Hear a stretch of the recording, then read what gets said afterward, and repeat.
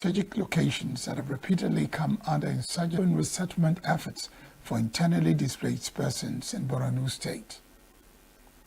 The Plateau State government has filed charges against 5 suspects arrested by the Department of State Services DSS over the alleged involvement in the Palm Sunday killings in Jos North local government area.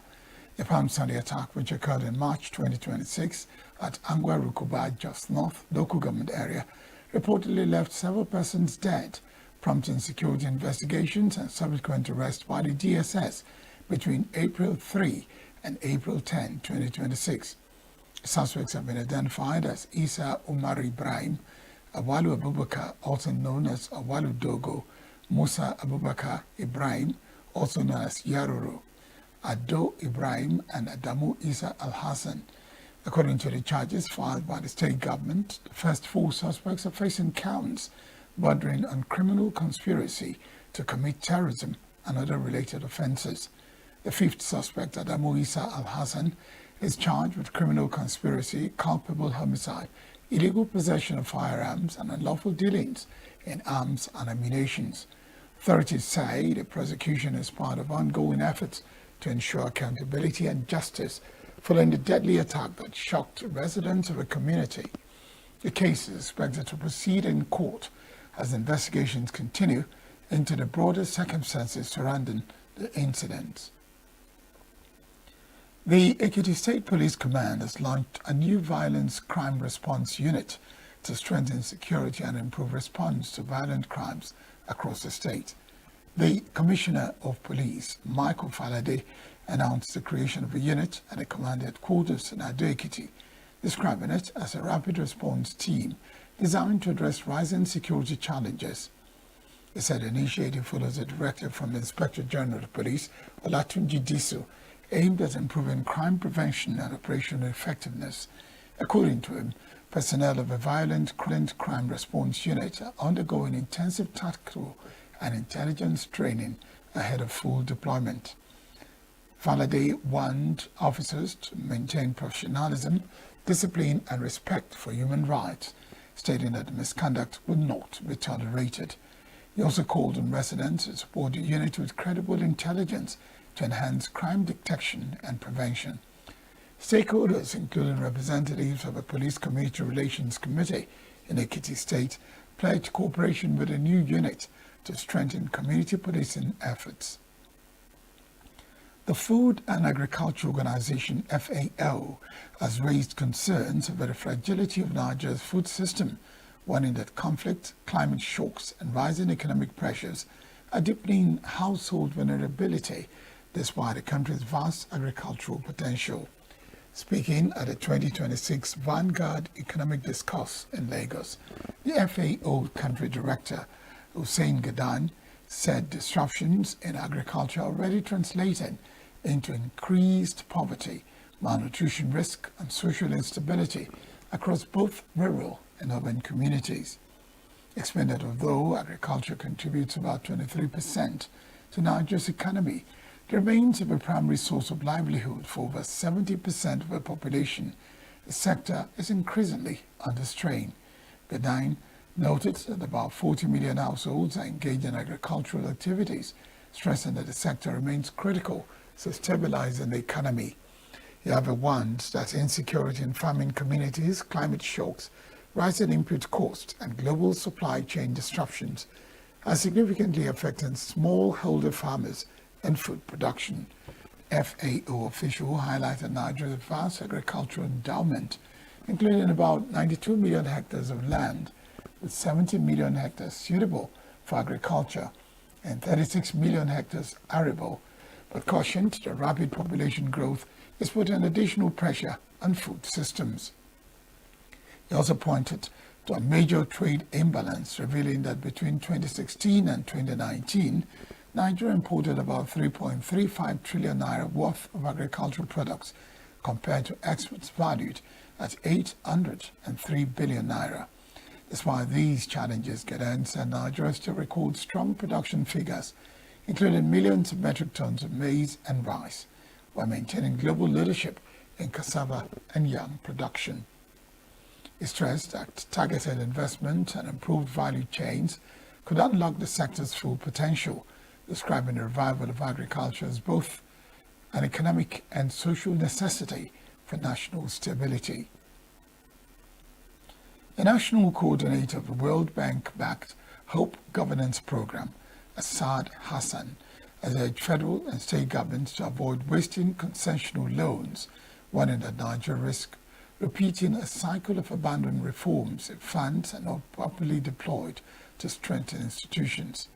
Hassan gave his charge on Tuesday in ENUGU that the Southeast Implementation Support Mission of the program, saying the responsibility for sustaining reforms lies with Nigerian authorities, despite continued support from development partners like the World Bank. He noted that while concessional loans and technical assistance are being provided, governments must ensure that ongoing programs are not treated as short-term interventions that end once funding cycles are completed.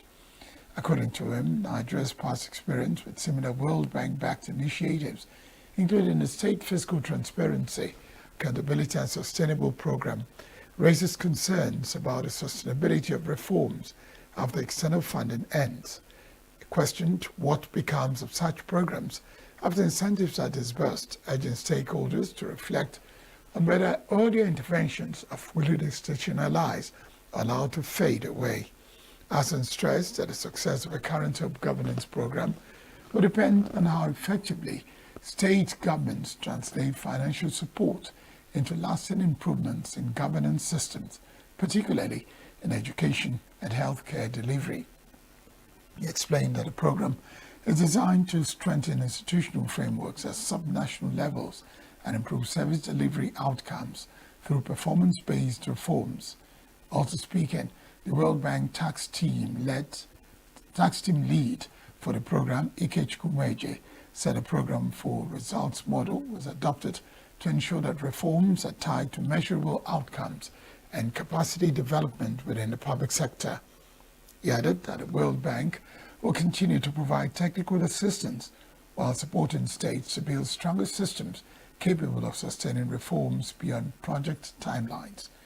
The implementation mission brought together officials from across the Southeast and was declared open by the ENUGU state government, which the World Bank commended for progress in basic education and primary healthcare reforms.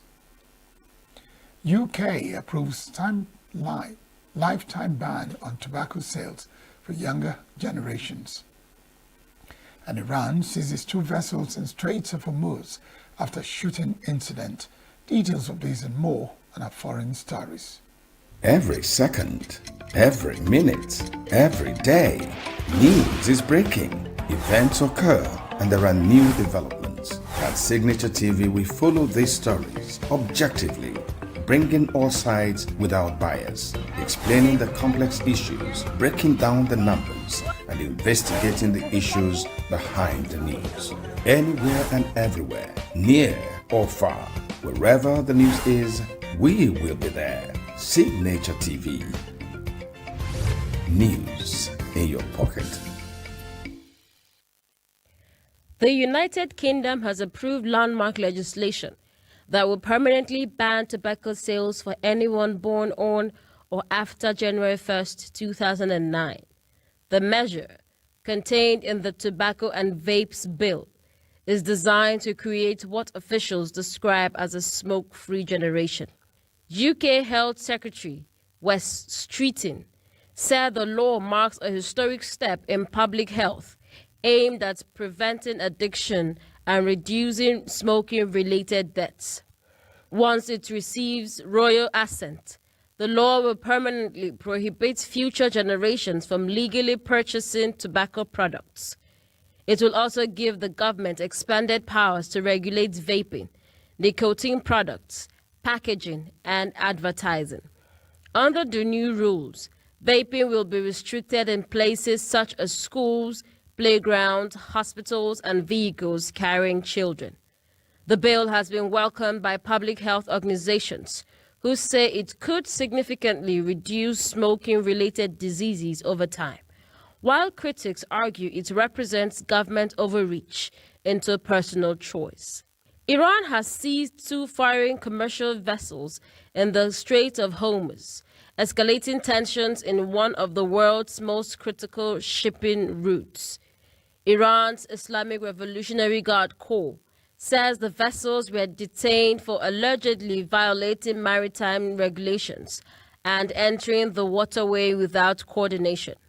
The ships were reportedly escorted to Iran's coast following the incident, which comes shortly after reports of gunfire involving an Iranian patrol boat and a commercial vessel near Oman. The United Kingdom Maritime Trade Operations confirmed that a container ship reported being approached and fired upon by an Iranian naval unit, causing damage to the vessel's bridge but no casualties. The Strait of Hormuz, a key global oil transit route, remains highly sensitive, with around 1/5 of global crude shipments passing through it.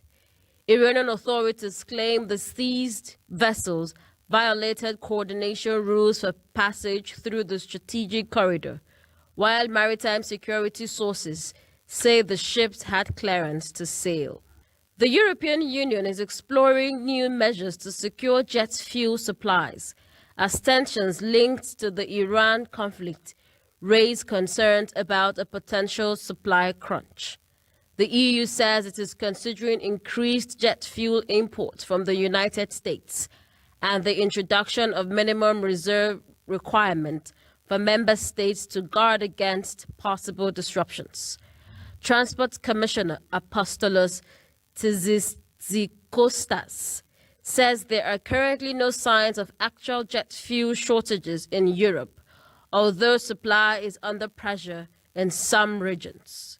He added that the market is still functioning and widespread flight cancellations are not expected during the summer travel season.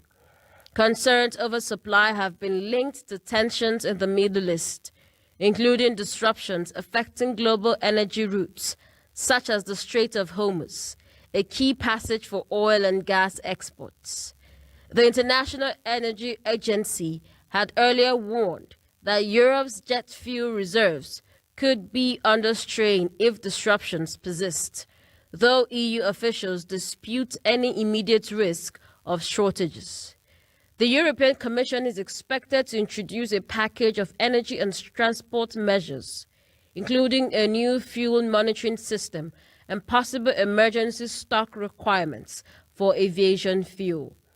EU officials say the goal is to strengthen resilience in the aviation sector ahead of the peak summer travel period. Russian drone attacks has hit key infrastructure in Ukraine's south, killing a railway worker and damaging port facilities.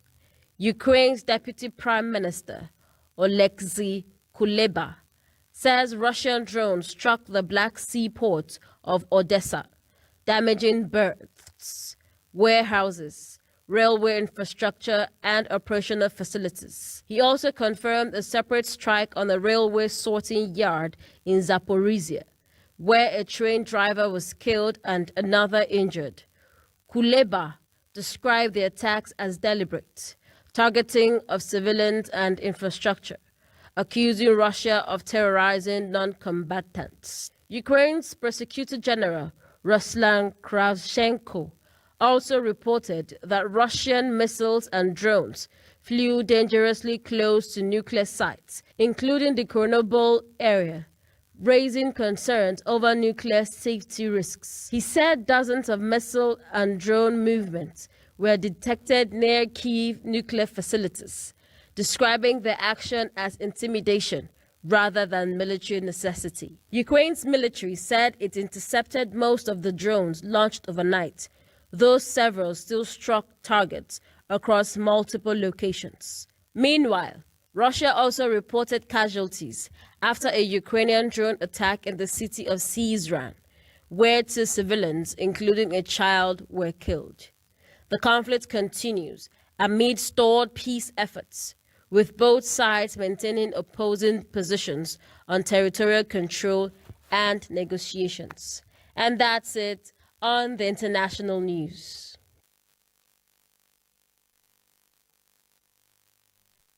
It's time for sports with Christopher Lely. Nigeria's senior women's national team, the Super Falcons, have moved up one place to 36th in the latest FIFA Women's World Rankings released on Tuesday. The slight rise comes despite the team's limited activity during the ranking period, having missed one of the international windows under review. In the previous rankings published in December 2025, Nigeria occupied the 37th position globally.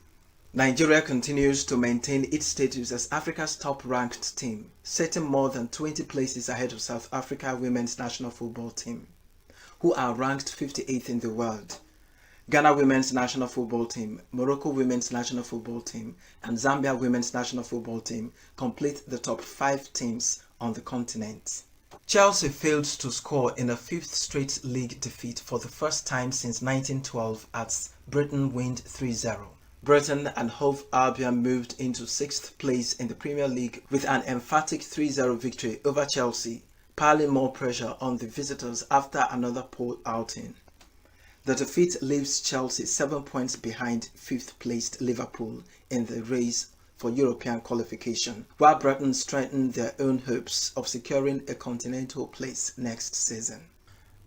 The Norwegian Swimming Federation (NSF) has joined Poland in saying it will not host international championships as long as athletes from Russia and Belarus are allowed to compete. World Aquatics lifted neutrality restrictions external last week to allow swimmers from the two nations to compete under their flags. Competitors from the two countries had only been able to compete as neutrals since the invasion of Ukraine by Russia in 2022, with Belarus a close ally of Russia. The Polish Swimming Association announced on Friday external that at next year's European Diving Championships, if the war in Ukraine is still ongoing. In tennis, former world number 1 Venus Williams lost her 10th singles match in a row as she was beaten 6-2, 6-4 by Kathleen Quevedo at the Madrid Open. Williams, 45, is the first former number 1 to lose 10 matches in a row since the rankings were first published in 1975. The veteran last won a match last July when beating fellow American Peyton Streams at the Washington Open. Williams won Wimbledon 5 times between 2000 and 2008 and also won the US Open twice. She holds the record for most appearances at a Grand Slam, with this year's Australian Open her 95th tournament. In basketball, San Antonio Spurs center Victor Wembanyama has been named the NBA's Defensive Player of the Year. The 7'4" France international is the first unanimous winner in the award's 43-year history, having secured all 100 of the first place votes. At 22, he is the youngest player to win the award and the second to win it within their first 3 seasons, after Spurs legend David Robinson in 1991 to 1992. Was the first overall draft pick in 2023 and has led the league in blocks 3.1 per game for the 3rd straight season. The two-time All-Star also averaged career highs in points 25.0 and rebounds 11.5 and claimed a steal per game. That's Sports News in Signature TV. I am Christopher Lely. It's time for entertainment news. Veteran producer and singer Jay Martins has urged the defunct P-Square duo Peter Okoye and Paul Okoye to resolve their issues privately rather than airing them on social media. The Cold-Temper Crooner was reacting to Peter Okoye's recent announcement that he intends to change his birthday to a different date from that of his twin brother, citing alleged betrayal involving Paul and their elder brother, Jude Okoye. Jay Martins, who worked closely with the group as a producer for decades, said the decision to alter a birth date over disagreement does not make sense. He emphasized that both brothers should settle their differences amicably and handle their disputes internally to avoid bringing embarrassment to the Igbo community. He also reiterated that given their long-standing relationship, he finds the situation difficult to understand and believes it should be resolved within the family rather than in public. Afrobeat singer Ruga has opened up about missing what he described as one of the biggest opportunities of his career, a potential role in a blockbuster film by Nollywood actress and producer Funke Akindele. Speaking during an interview with VJ Adams, Ruga explained that he had long noticed Akindele's support for his music and intended to reach out to appreciate her. However, he later discovered that she had already contacted him via social media with an offer to feature in one of her films, a message he did not see until it was too late. The singer expressed regret over the missed opportunity, noting that it remains painful for him. He also stated that he has an interest in acting and would consider venturing into the film industry, although he acknowledged that the demands of movie production, particularly shooting scenes, might be challenging for him. Despite this, he maintained that he would still be willing to take on a role if the character is compelling enough. Nigerian singer King Madi has accused her former record label, J-Ton Music, of attempting to sabotage her career. The 19-year-old made the allegation on Tuesday after her new collaboration with Zinleski titled Pepe Me was reportedly removed from the streaming platform Spotify. King Madi claimed that the label, which she recently parted ways with following a dispute, resorted to undermining her career after losing a $1 million lawsuit it had filed against her. She further alleged that the same individuals previously involved in issues surrounding Cynthia Morgan are now targeting her. In a post shared on her Instagram page, she stated that her former label is attempting to hinder her progress despite failing in its legal action against her, adding that she remains determined and unwilling to give up. The singer also affirmed her commitment to doing everything within her power to ensure that the song is restored on Spotify. As of the time of reporting, J-Ton Music has not responded to the allegations. Controversial self-acclaimed relationship expert Blessing CEO has deleted all cancer-related posts from her Instagram page. The move comes about 2 weeks after she deactivated her account amid the controversy surrounding her claim of having stage 4 cancer. Blessing's CEO and her partner IVD had both stepped away from social media during the period. Reports indicate that she quietly returned to Instagram on Tuesday and removed all posts related to the illness. Prior to this, she had appealed to the public for financial assistance to support her alleged treatment. Following the circulation of her supposed medical reports, the Nigerian Medical Association called for her arrest, accusing her of falsifying a cancer patient's reports to support her claims. That's the entertainment news. Queen Ethmokonta's Signature TV News. And that's the news. I am Barry Kumo Ado. Thank you very much for watching.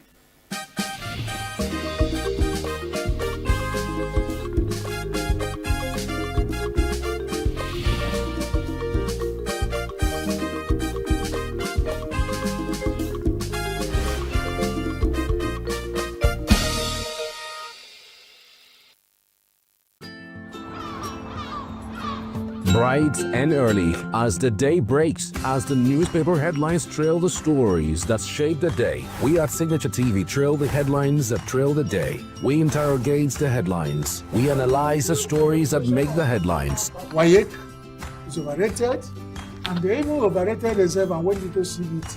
They are insensitive of some Nigerian children who have never heard what it was CBT. With passion and emotion, we drive the conversation to change the narrative. Let nobody be deceived by Nigerian high level of performing in agriculture export. We are still where we are. Newspaper review on Signature TV every morning on Signature Morning, weekdays, and Signature New Day, weekends. Newspaper review on Signature TV. We do not just review the headlines, we make the headlines relevant to our daily lives.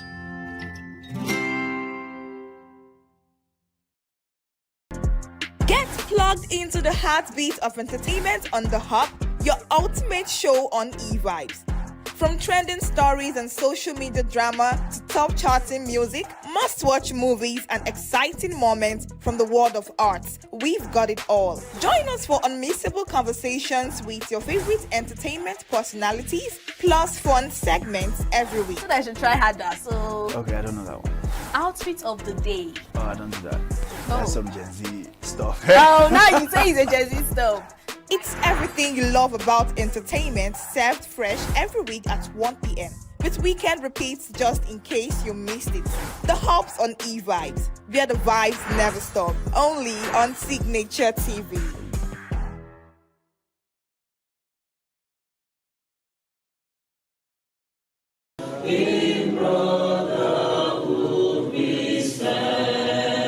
Thursday sitting was the closing session for the 4 days public hearing by the investigative panel. The panel focused on the implications of imprisonment with options of fines and failure of convicts to pay such fines, creating congestion in the correctional centers. Correctional Officer L.C. Cyrus told the panel that the Nigerian Correctional Service has no authority to detain anyone without proper legal documentation, particularly in cases involving court-ordered fines. Where the individual is unable to pay compensation before the end of the jail term, that compensation is converted into a jail term on the warrant. And then where that particular order is not given on the warrant, the officers report this matter before the court that has actually convicted this individual and talk to them on the issue of the compensation. And then it's the judge or the magistrate that will either convert the compensation to a jail term or order the release of this particular individual. Cyrus also revealed that an amendment to the 2015 Act is underway. This amendment proposes the creation of a Victim Compensation Trust Fund, funded from federal allocations to settle victims' fine payments when they cannot afford them. So what this means is that if an individual at the end of his jail term who has a compensation to pay is unable to pay, the individual may be asked to go on some service, that will yield proceeds, money or something. But then it does not really matter if the individual is asked to go to farm and then he'll be paid and then the proceeds from that farming is paid into the government. What matters is that the compensation to the victim will be paid from this trust fund without having anything to do with the inmate now who is unable to pay. Deputy Controller General of Corrections Ibrahim Idris disclosed that 28,149 inmates have been released after payment of fines, a move that has reduced congestion in the centers. He said more detailed statistics will be presented later, but stressed the importance of the initiative for decongesting correctional facilities. The less number of inmates we have under incarceration, the less burden and the less opportunity for us to do proper rehabilitation. Because even before the 2019 Act, the philosophy of Nigerian Correctional Service has always been imprisonment as a punishment and not for punishment. Once it is pronounced, it is already punishment. Whether the person comes to the correctional center or not, it's already taken care of. Idris praised the collaboration of stakeholders in facilitating the payment of fines and compensation of inmates who work in correctional service firms and workshops while awaiting the payment of their fines, noting that some inmates were even provided repatriation money upon release. He urged the public to continue supporting the service in its rehabilitation mission. That payment of fines and the compensation is a very charitable thing to do. It helps the federal government a lot. But when an individual wants to do it, he should follow the example of the Honorable Minister, whereas inmates were choosing, and the compensation, the fine were paid, and the inmates were even given repatriation money. As the panel continued its hearing, proposed reforms, particularly the Victim Compensation Trust Fund, signal a shift toward balancing justice for victims with the rehabilitation of offenders. For the Correctional Service, the challenge remains how to manage overcrowding while ensuring that punishment, fines and compensation serve their intended purpose without leaving inmates or victims stranded in the process. In Abuja, I am Chimisi Zedima for Signature TV. Health is more than a diagnosis. It's your lifestyle, your choices, and your future. Join us on Inside Health, your weekly deep dive into the stories, science, and solutions shaping your well-being. From expert interviews to real-life journeys of healing and hope, we cover it all. One of the complications of cancer management or treatment is they have some of them at one point in time, you see them having anemia. Okay, so you see them at times being transfused. But at the same time, you come in with the diet. Nutrition, mental health, innovations in medicine, fitness, and everyday wellness. Whether you're managing a condition, staying informed, or just living your best life, Inside Health is your trusted guide. I'm Tigiti Agorom, and I'll be with you every week on Inside Health, only on Signature TV.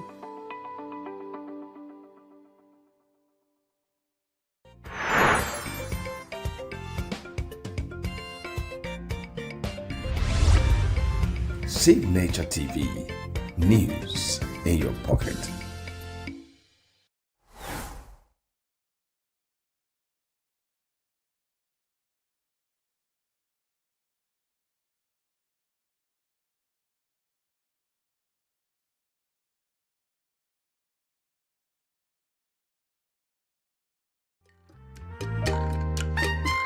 The way we see the world shapes the way we change it. Gender isn't just a checkbox, it's a lens. One that helps us understand the world more deeply and act more fairly. Gender Perspectives, a program for those ready to see more, do more, and be more.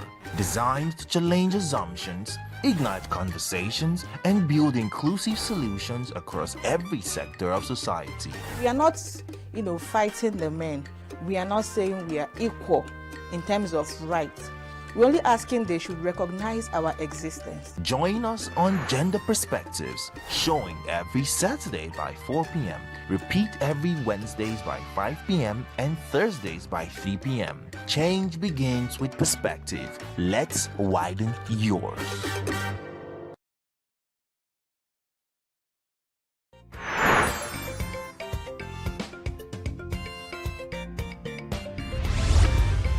Signature TV, news in your pocket.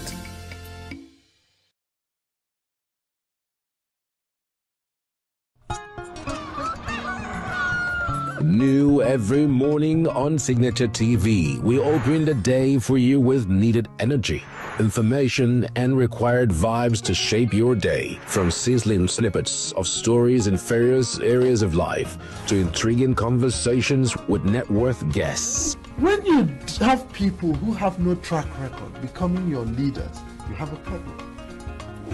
There's no outstanding gratuity when Obi took over from me. I left, in all the accounts of Anambra State, 13.8 billion for him. Your day cannot be complete without Signature Morning on weekdays and Signature New Day on weekends. There is no better way to start your day except Signature Morning and Signature New Day every day on Signature TV.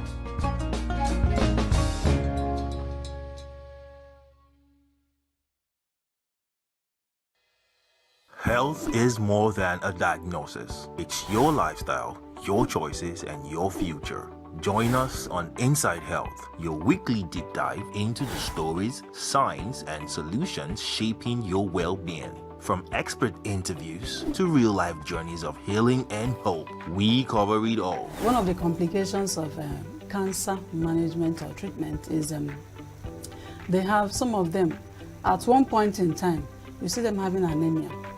Okay, so you see them at times being transfused. But at the same time, you come in with the diet. Nutrition, mental health, innovations in medicine, fitness, and everyday wellness. Whether you're managing a condition, staying informed, or just living your best life, Inside Health is your trusted guide.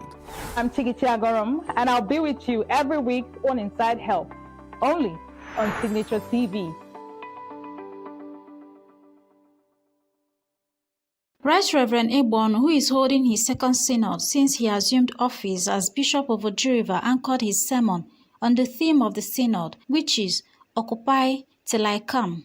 He stressed the need for integrity, wisdom, and spiritual guardians in leadership. We came to have synod here. in the spiritual realm that the program has not come here today. If not, it will not come. From St. John's Abada-Alachi, the event shifted to St. Paul's Cathedral, Oji River, where the bishop performed the investiture of 4 outstanding personalities, including Dr. Kingsley Eze, Rear Admiral Kennedy Ezete, Ifeoma Egbeonu, and Eunice Uzoigwe into the Order of the Knight of St. Paul.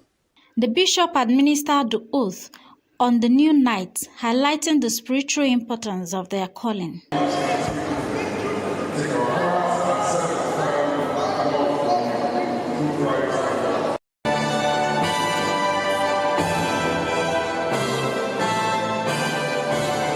Dr. Kingsley Eze, I admit you as member and hereby invest you into the order of the Knight of St. Paul. The same is true of the total of authority and blessings, and this sort of experience. And may the Lord be with you and yours. You are going out and you are coming from this time forth and forevermore.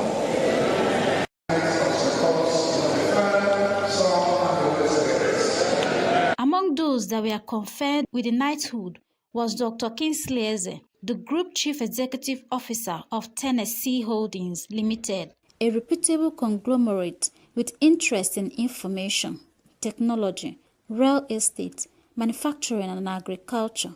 Dr. Eze said he was humbled and honored to be made a knight in the Anglican Church, where he was brought up with a sound Christian principles. The history of knighthood is a chronicle of ordinary men over the years who dedicated their life for the defense and promotion and development of the gospel of Jesus Christ.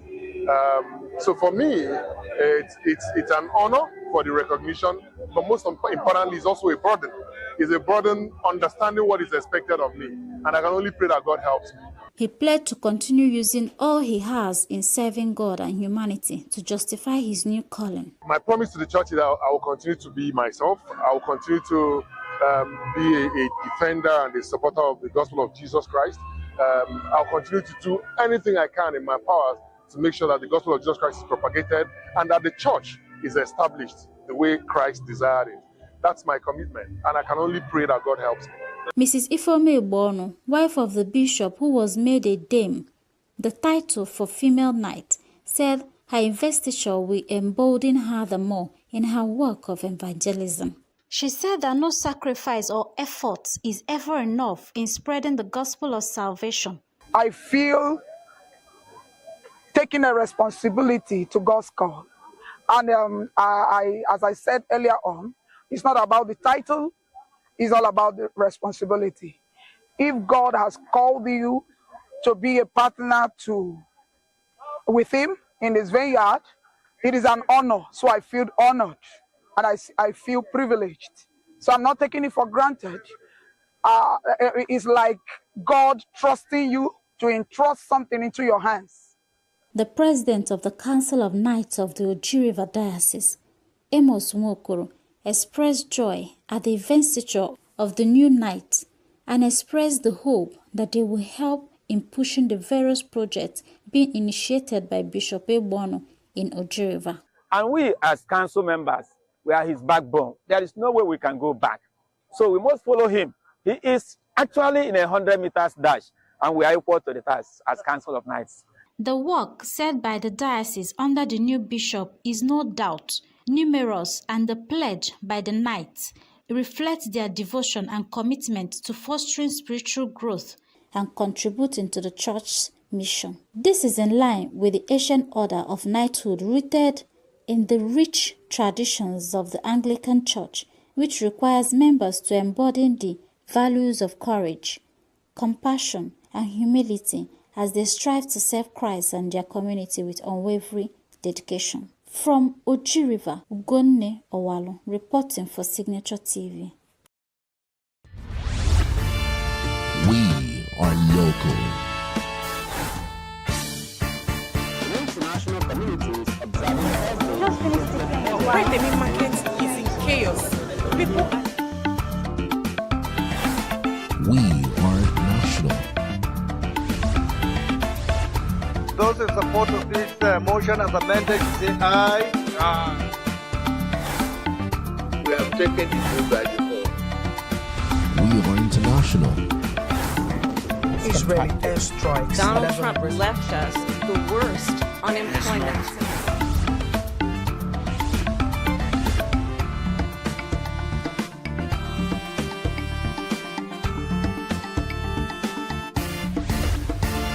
Signature TV, news in your pocket.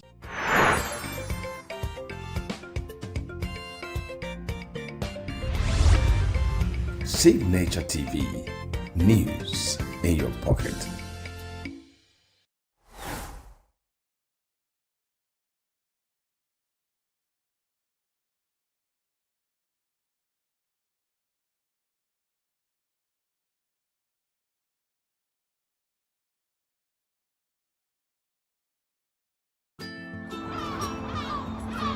Bright and early as the day breaks, as the newspaper headlines trail the stories that shape the day. We at Signature TV trail the headlines that trail the day. We interrogate the headlines. We analyze the stories that make the headlines. WAEC is overrated, and they even overrated themselves and went into CBT. They are insensitive of some Nigerian children who have never had what they call CBT. With passion and emotion, we drive the conversation to change the narrative. Let nobody be deceived by Nigerian high level of performing in agriculture export.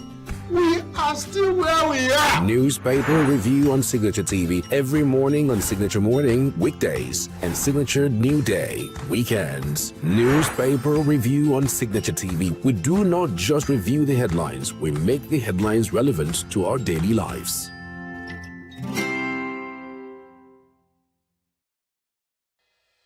Health is more than a diagnosis. It's your lifestyle, your choices, and your future. Join us on Inside Health, your weekly deep dive into the stories, science, and solutions shaping your well-being. From expert interviews to real-life journeys of healing and hope, we cover it all. One of the complications of cancer management or treatment is they have, some of them, at one point in time, you see them having anemia. Okay, so you see them at times being transfused. But at the same time, you come in with a diet. Nutrition, mental health, innovations in medicine, fitness, and everyday wellness. Whether you're managing a condition, staying informed, or just living your best life, Inside Health is your trusted guide.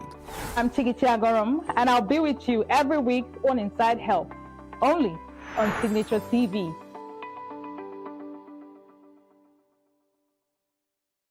Every second, every minute, every day, news is breaking, events occur, and there are new developments. At Signature TV, we follow these stories objectively, bringing all sides without bias, explaining the complex issues, breaking down the numbers, and investigating the issues behind the news.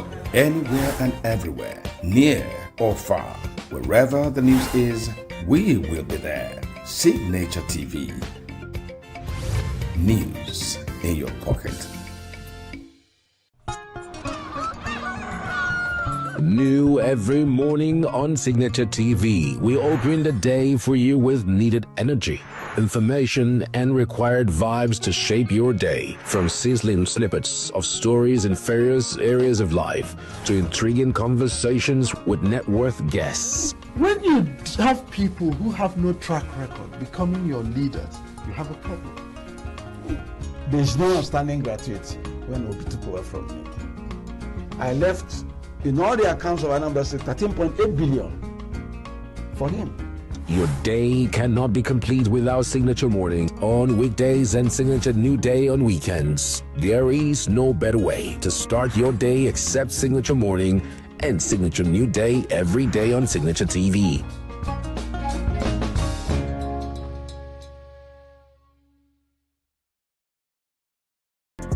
Get plugged into the heartbeat of entertainment on The Hub, your ultimate show on e-vibes.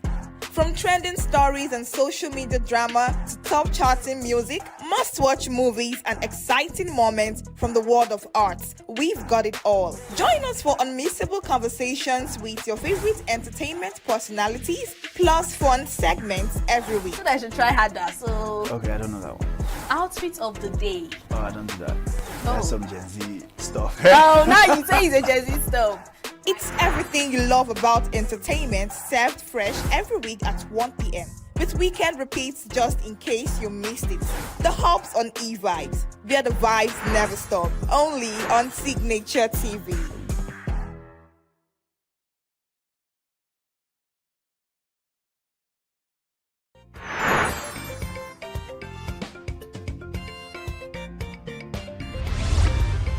Signature TV. News in your pocket.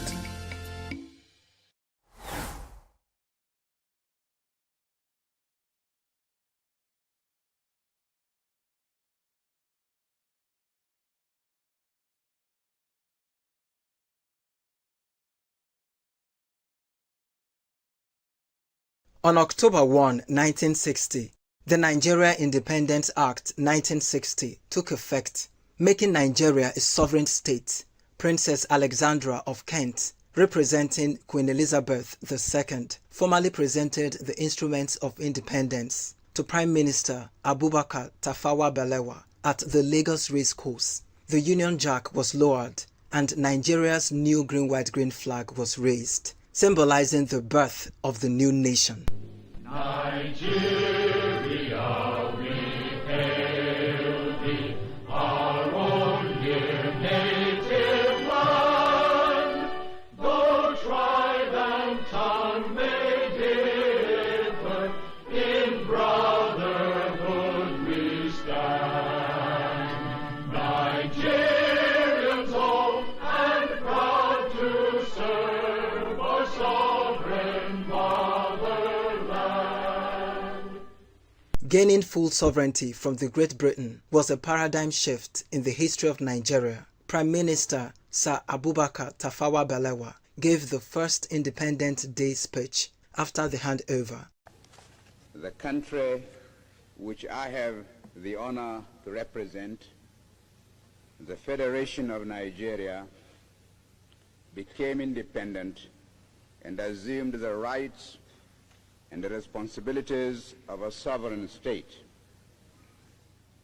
Today, Nigeria has been admitted into the United Nations organization and assumes still more responsibilities.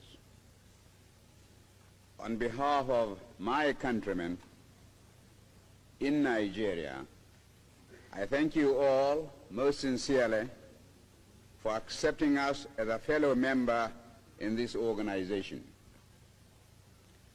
We are properly grateful for this recognition and for the generous and friendly gesture made by so many members who sent very distinguished delegations to join us in celebrating our accession to independence. Elder statesman and former Commissioner for Education, Ndukaya, narrated that the first 6 years after independence, Nigeria experienced tremendous achievements. This was, however, truncated by the 1966 military coup. Generally, Nigerians did well.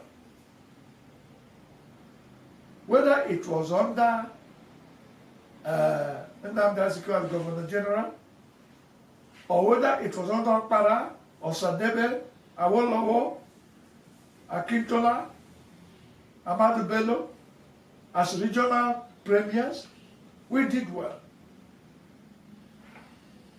At the level of the entire country, we established 3 midway tertiary institutions: the Nigerian Colleges of Arts in Enugu, Science in Ibadan, and Technology in Zaria. Many of them have now become full-fledged universities. Come on, man. I think Nigeria did well. They showed expertise. And you can pinpoint this in the first 6 years of our independence. 1966, something happened. They thought that corruption was coming into the system of the way we govern ourselves. And that's what brought about the first coup in January 1966. That's where things started going wrong. To many Nigerians, October 1st represents much more than just a date. So it's a time for stock taking, a time for introspection, a time to, as you celebrate, to really do a proper stock taking. Are we where we're supposed to be? What do we need to get there as a people? We are not where we want to be, honestly. Which should be, I think, so instead of looking at it from success, I think we should be looking at it from a perspective of a wake-up call to reflect on the journey so far and be like, 64 years, what have we achieved? Independence is supposed to be when a hitherto colonized people became free from the rule of those who colonized them. In the case of Nigeria, from Britain. The theme for this year's celebration is All Hands on Deck for a Greater Nation. Some citizens are of the opinion that the Independence Day celebration is not worth celebrating, citing the worsening economic hardship and insecurity ravaging the country among other factors. To my own understanding, it's not worth celebrating because Nigeria itself is no longer a country. I don't believe Nigeria is now a country because I used to know that every 1st October, if you go inside the market, the eve of the 1st October, you will see different types of designers, green and white clothes, up top and shirts, maybe gown, white and green, and green and white. But now it's no longer like that. Poverty everywhere, hunger. So where are we? What are we celebrating? To be honest with you, it is not worthy to be celebrated. Since I was born till today, every year they keep telling us that things will get better, but things are not getting better. Instead of that, every day things are getting worse. Honestly speaking, there's nothing to celebrate. Some others, however, have a contrary opinion. To them, the Independence Day celebration is worth celebrating, saying the country is better than many others, especially the war-ravaged countries. We should celebrate because we have to also be proud of our country, patriotism, and I'm optimist. And I believe, yes, we may have problems, but there is reason to celebrate. The fact, because it could be worse. The fact that we are not at war, the fact that we can look and see also certain developments, they may be scattered and, not at the same level in different places. Some Nigerians lament that no sector has recorded remarkable progress for decades, blaming it on failures by successive governments. From 1960, like they told us, Nigeria got the independence. I've not seen tangible something that Nigeria have done for me personally as a citizen. Not to talk more of others. The power sector is not functioning. It's not functioning. It's a failure, to be honest with you, because if you count from restructuring Nigeria, we don't have good road. We don't have a good payment for the workers. They are being owed for some months. On the contrary, a professor of law and woman activist, Professor Joy Ezelo, believes that the private sector has experienced more achievements since independence. We've seen development in certain areas. I think private sector are moving faster than even the public sector. Because once you open up spaces like the phones, system, communication, internet, banking, you see that they are moving and they are competing with the rest of the world. Some respondents identify corruption as the major challenge affecting development and the economic growth of Nigeria. The one thing or two things I think Nigeria is facing now is corruption. The country itself is corrupt. In a country where the heads and the government is corrupt, what do you expect of us, the individuals or the citizens of the country? Yes. The challenges we are facing, let them start with our natural resources, oil. They should allow Dangote to work very well. They should work on our refineries. In the mood of celebration, many have sent their goodwill messages and prayers for Nigeria as she marks 65 years of independence. So in summary, well, happy Independence Day to Nigeria. We are not where we want to be, but hopefully one day together we'll get there. I wish Nigeria a credible level of leadership. And that credible level of leadership will come when we are able to determine those who will be leading us. From a hopeful and promising nation at independence in 1960, Nigeria has passed through political turmoils and economic struggles, including youth unemployment and inflation challenges. As the nation continues to confront these challenges and build on its strengths, the journey of the nation remains a testament to resilience, unity, and the aspiration for a better future, as it remains a leading force in Africa and a respected voice within the community of nations. Christopher Lele, Signature TV. We are local. International communities observing Brighton market is in chaos. People We are national. Those in support of this motion as amended, say aye. Aye. We have taken it through by default. We are international. Israeli airstrikes. Donald Trump left us the worst unemployment.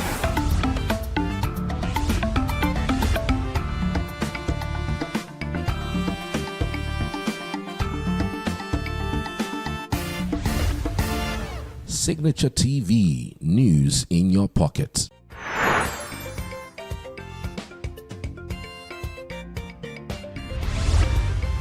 Signature TV, news in your pocket.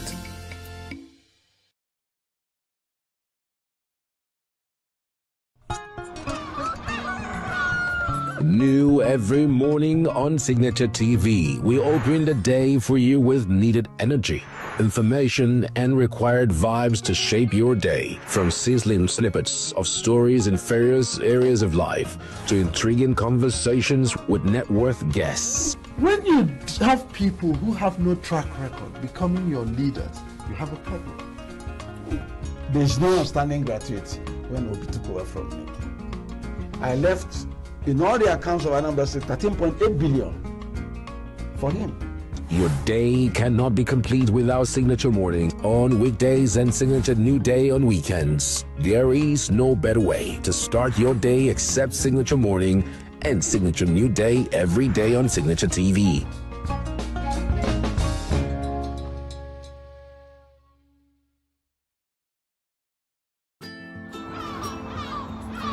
Bright and early as the day breaks, as the newspaper headlines trail the stories that shape the day. We at Signature TV trail the headlines that trail the day. We interrogate the headlines. We analyze the stories that make the headlines. WAEC is overrated, and they even overrated themselves and went into CBT.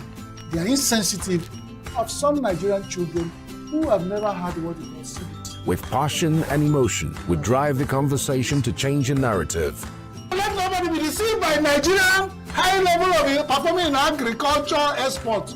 We are still where we are. Newspaper review on Signature TV every morning on Signature Morning weekdays and Signature New Day weekends. Newspaper review on Signature TV. We do not just review the headlines, we make the headlines relevant.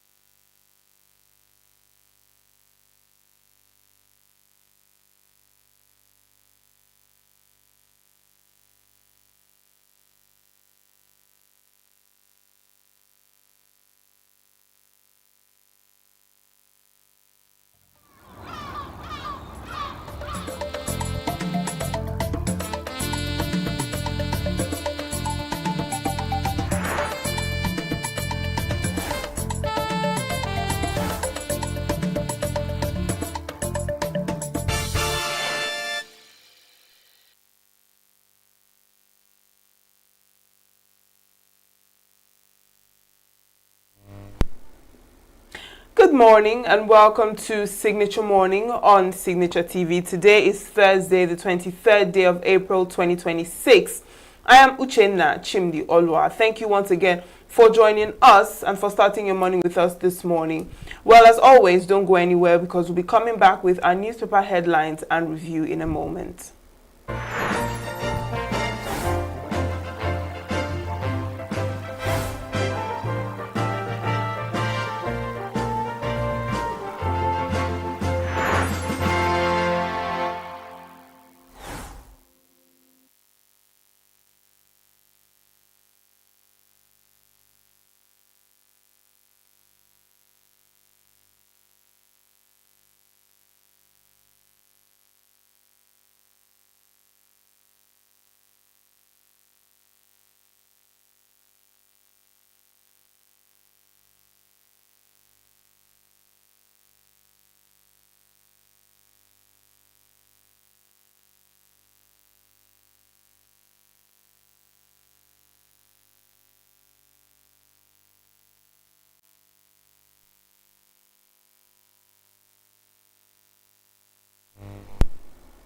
We'll be starting off with the Guardian newspaper. And the major headline on page 6 says, debate over security strategy as Senate demands rescue of 416 captives. On the Vanguard newspaper, the major headline on page 10, it says, Vanguard Economic Discourse, how Nigeria can achieve food security by experts. And on page 9, Nigerian officials involved in killing of Christians, U.S. Senator Ted Cruz. The Nigerian Tribune major headline, page 2, says, Benue and Benishi killings. Senate seeks probe, decisive actions, with riders want service chiefs to probe attacks on Benishi, Monguno military bases by insurgents. Military hits ISWAP logistics in Lake Chad, kill over 30 fighters. Plateau government files charges against 5 suspects over Angwan Rukuba killings. And page 3 and 4, waiting game for ADC PDP continues. On the Punch newspaper, page 2, 2027, suspense as Supreme Court delays PDP ADC verdict. Wike block sparks fresh PDP tension. Pegs presidential form at 51 million naira. Governorship at 21 million naira. Makinde camp to Wike group. It's an exercise in futility. Nigerian democracy at risk, says ADC. On the Daily Trust, 72-hour deadline. Borno families fear for 416 captives. And Supreme Court holds fate of 2 parties. And the Nation newspaper, the Nation says, coup plot suspects to get speedy trial from Monday. Court orders remand of ex-general, 5 others in DSS custody. Right, so we've taken the major headlines on these newspapers, so let's review it with Chris Maduka. Good morning, Chris. Good morning, Richard. And good morning, our dear people who have always joined us on Signature TV. Welcome again to another day on Signature Morning Newspaper Review. Right, so The Guardian says, debate over security strategy as Senate demands rescue of 416 victims. And Borno also says families fear for the 416 captives. Yeah, the National Assembly, the distinguished Red Chamber, the Senate of the Federal Republic of Nigeria, are still debating. The lives of 416 captives held in mass is still at stake. Yesterday, I was reading in another writing about 8 women who were part of the protesters in Iran. And the world is watching, but President Trump of USA has dabbled into it and is requesting the Iranian government not to kill, not to send those 8 women to hangmen's, rope. Now, in Nigeria, we find 416, despite all that are still in other dens of terrorists and bandits. This mass, this is almost a whole village. If you come to a polling booth in Nigeria, you have about 500 people registered to vote in a particular polling booth, and 416 people who are also, among them will be women of votable age, voting age. And our Senate is still debating. And the question is, where are the international communities? Where is United Nations?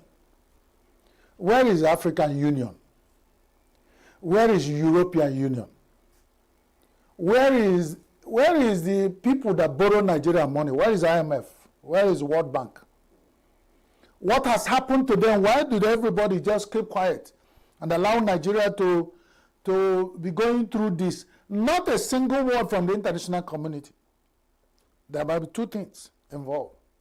Either the international community find that the Nigerians are only messing themselves up in their own mess, or that there is a sabotage going on against Nigeria. There must be two things.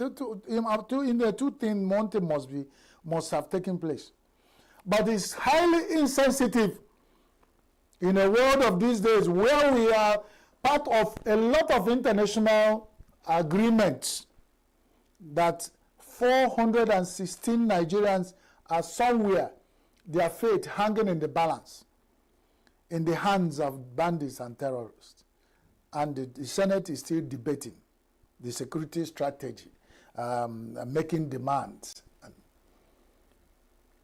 What would have been the situation if relations of Senate, people in the Senate, or Federal House, or people in government are part of this 416? What would have even been worse if part of the people in National Assembly or Federal are part of this 416?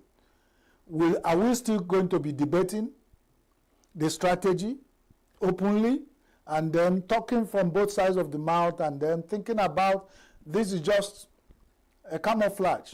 Because deep down, the major debate in National Assembly in Nigeria is about 2027 election, which is beautiful. Let's go ahead.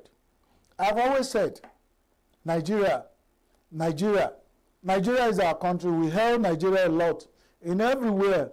But like somewhere in the Bible I read, he said people call about Nigeria unity, Nigeria as a nation, Nigeria sovereignty, with our mouth, but it doesn't reach, doesn't come from our heart. So we put ourselves together as a nation, telling ourselves lies and deceiving ourselves.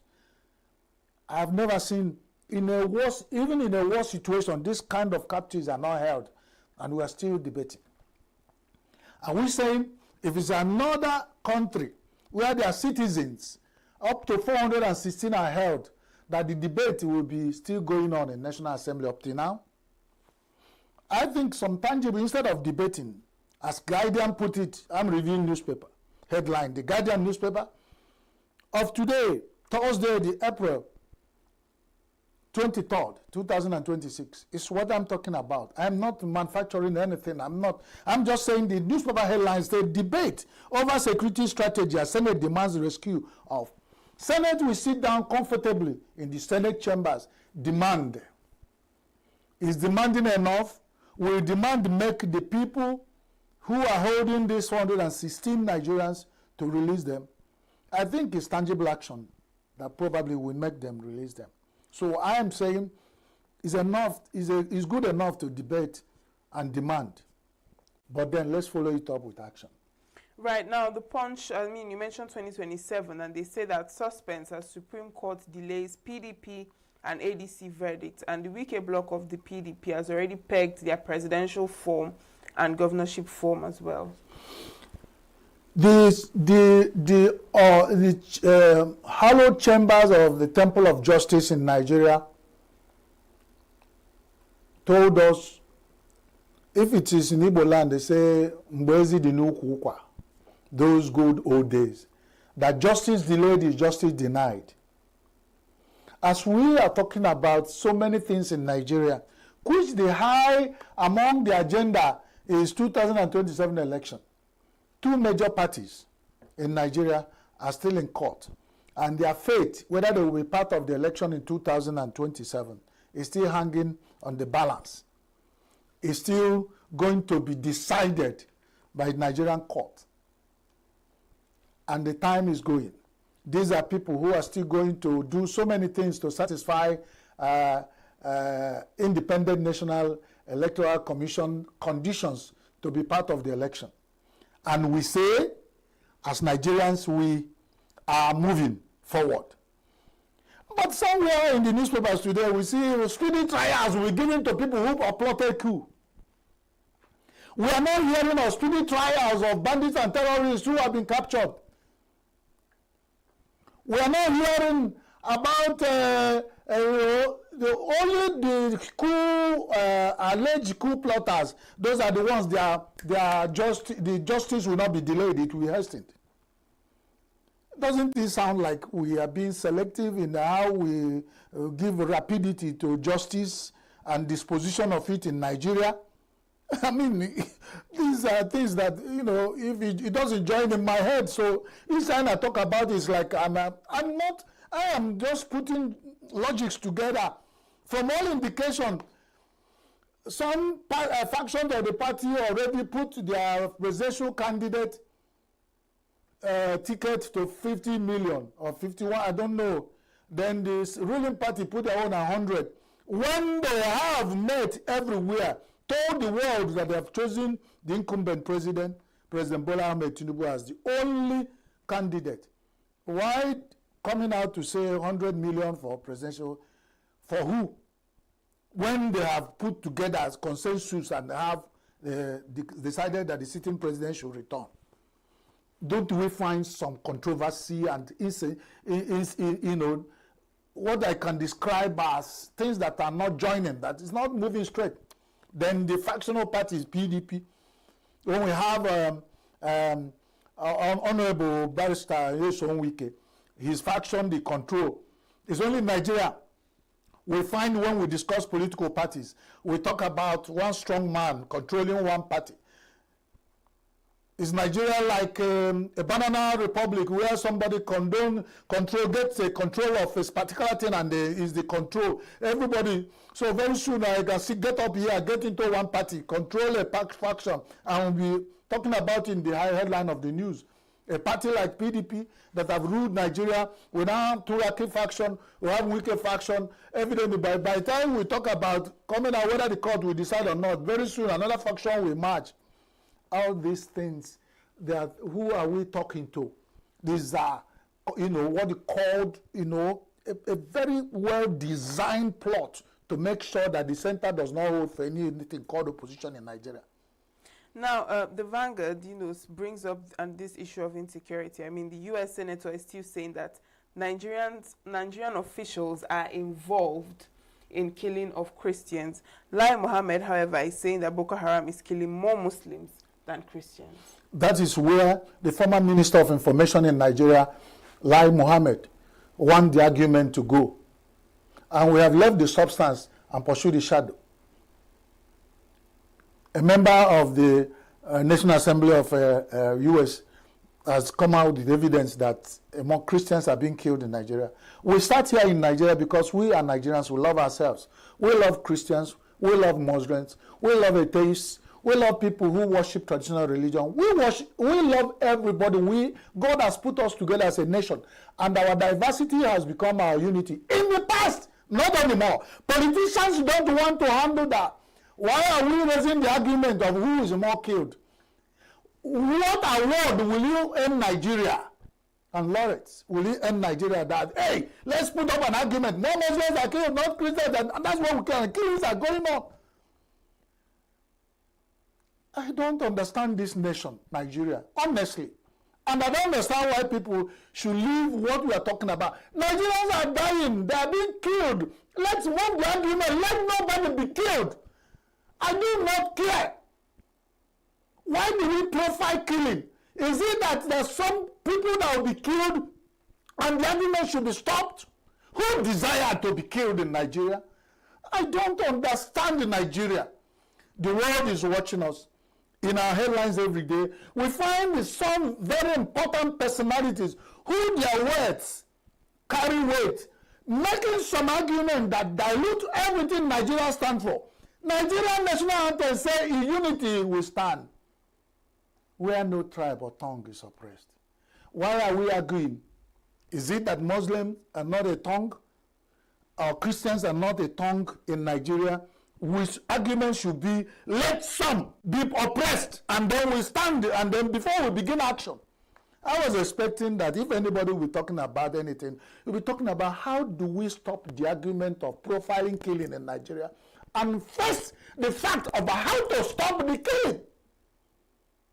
If you carry another person's corpse, it always look like a log of wood. Nigeria, who did this to us? That we have lost sense of humanity. That when millions of, okay, the 416 people, there should be an argument of how many Christians are there, how many Muslims are. Is that? Very soon it will turn to that. We stand as Signature TV and standing on truth and saying, let nobody be oppressed. Every living human being that God has created deserves to live, and is a right, inalienable right of any human being to life. That's what we are talking about. Let's stop this useless argument of who is killed and profile it, whether Christians or Muslims or atheists. It makes it waters the whole thing down, and it shows insensitivity of certain people in Nigeria who don't even care, because as far as this argument is concerned, there are certain people who will argue that are killed. Some of them will keep quiet. That's why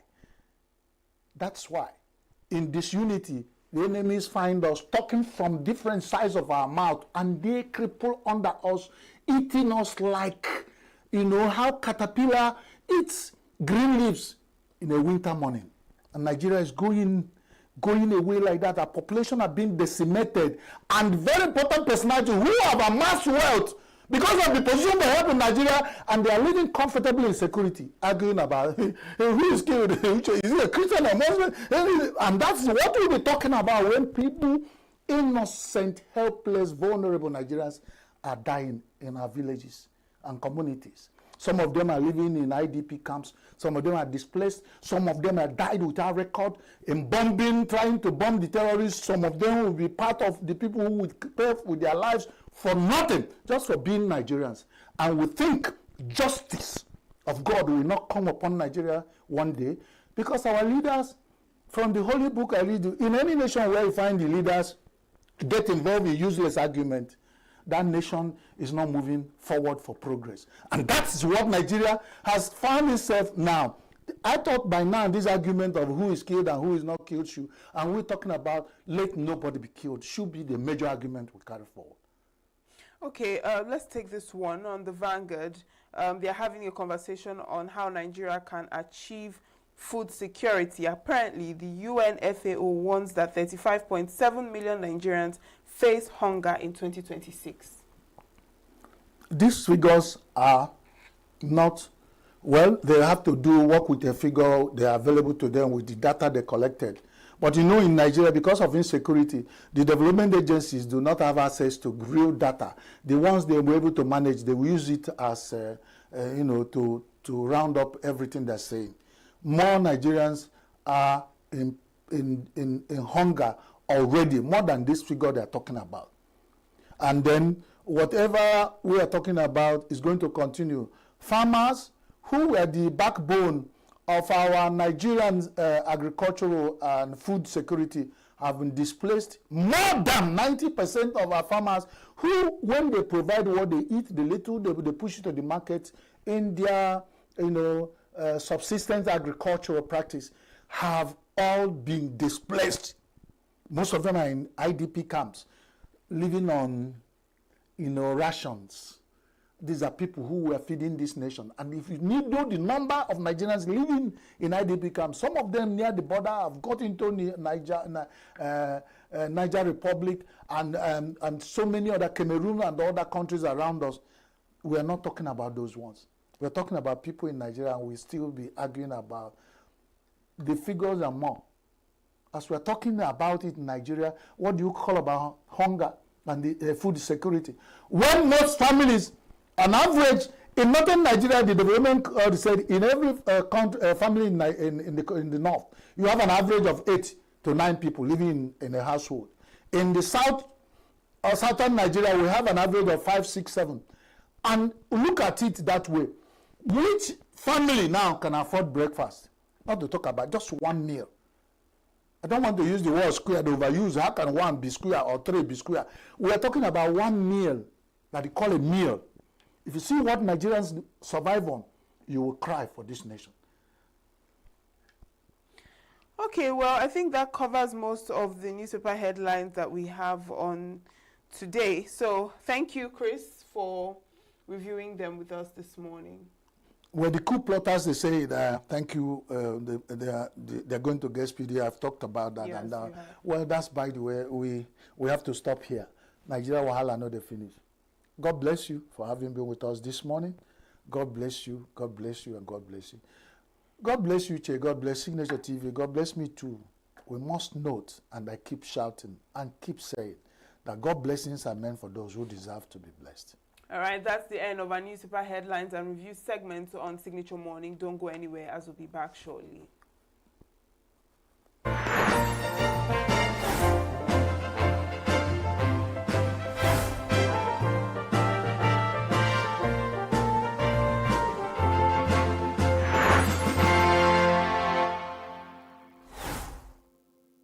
Every second, every minute, every day, news is breaking, events occur, and there are new developments. At Signature TV, we follow these stories objectively, bringing all sides without bias, explaining the complex issues, breaking down the numbers, and investigating the issues behind the news. Anywhere and everywhere, near or far, wherever the news is, we will be there. Signature TV. News in your pocket.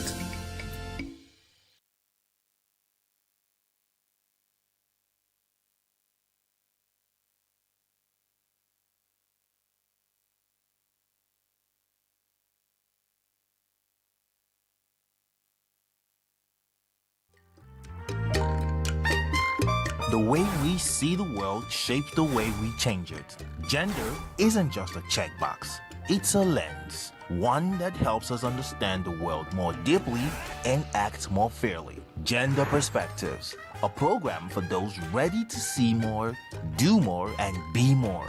Designed to challenge assumptions, ignite conversations, and build inclusive solutions across every sector of society.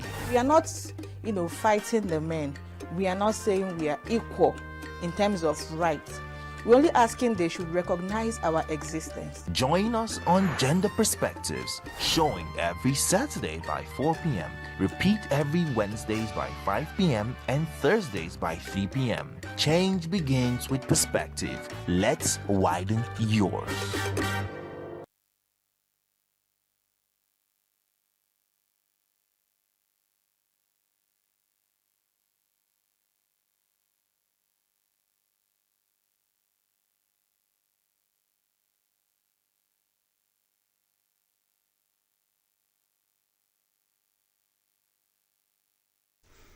Nigeria's senior women's national team, the Super Falcons, have moved up one place to 36th in the latest FIFA Women's World Rankings released on Tuesday. The slight rise comes despite the team's limited activity during the ranking period, having missed one of the international windows under review. In the previous rankings published in December 2025, Nigeria occupied the 37th position globally. Nigeria continues to maintain its status as Africa's top-ranked team, sitting more than 20 places ahead of South Africa women's national football team, who are ranked 58th in the world.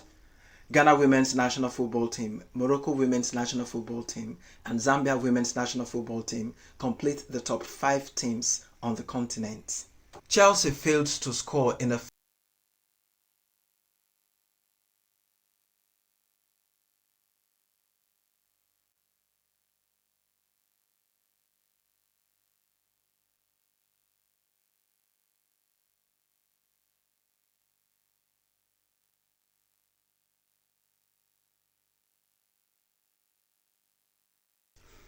Nigeria's senior women's national team, the Super Falcons, have moved up one place to 36th in the latest FIFA Women's World Rankings released on Tuesday.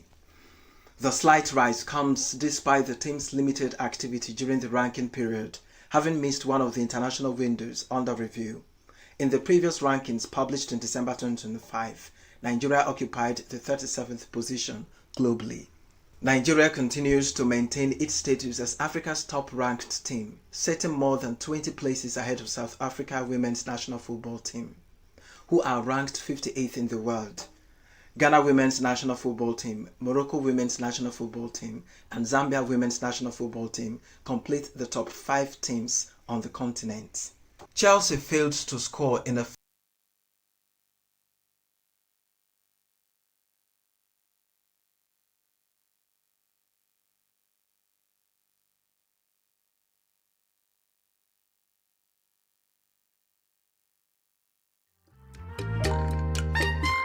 The way we see the world shapes the way we change it.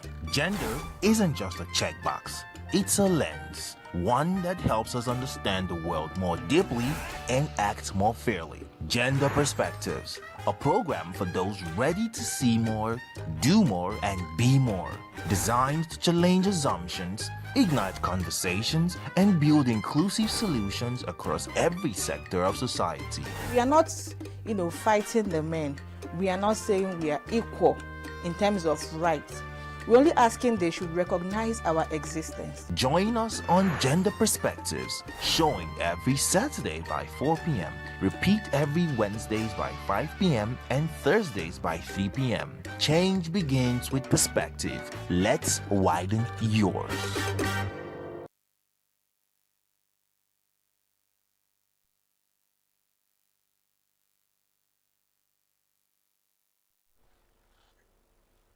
Welcome back. We're still talking about the National Broadcasting Commission's regulations and if it is regulating or gagging the broadcast media in Nigeria. Now on the phone with us this morning is Ayodapo Oluide, who is a broadcast journalist. You're welcome to Signature Morning. Thank you for joining us. Thank you so much, Signature TV, for having me. It's a pleasure to be here.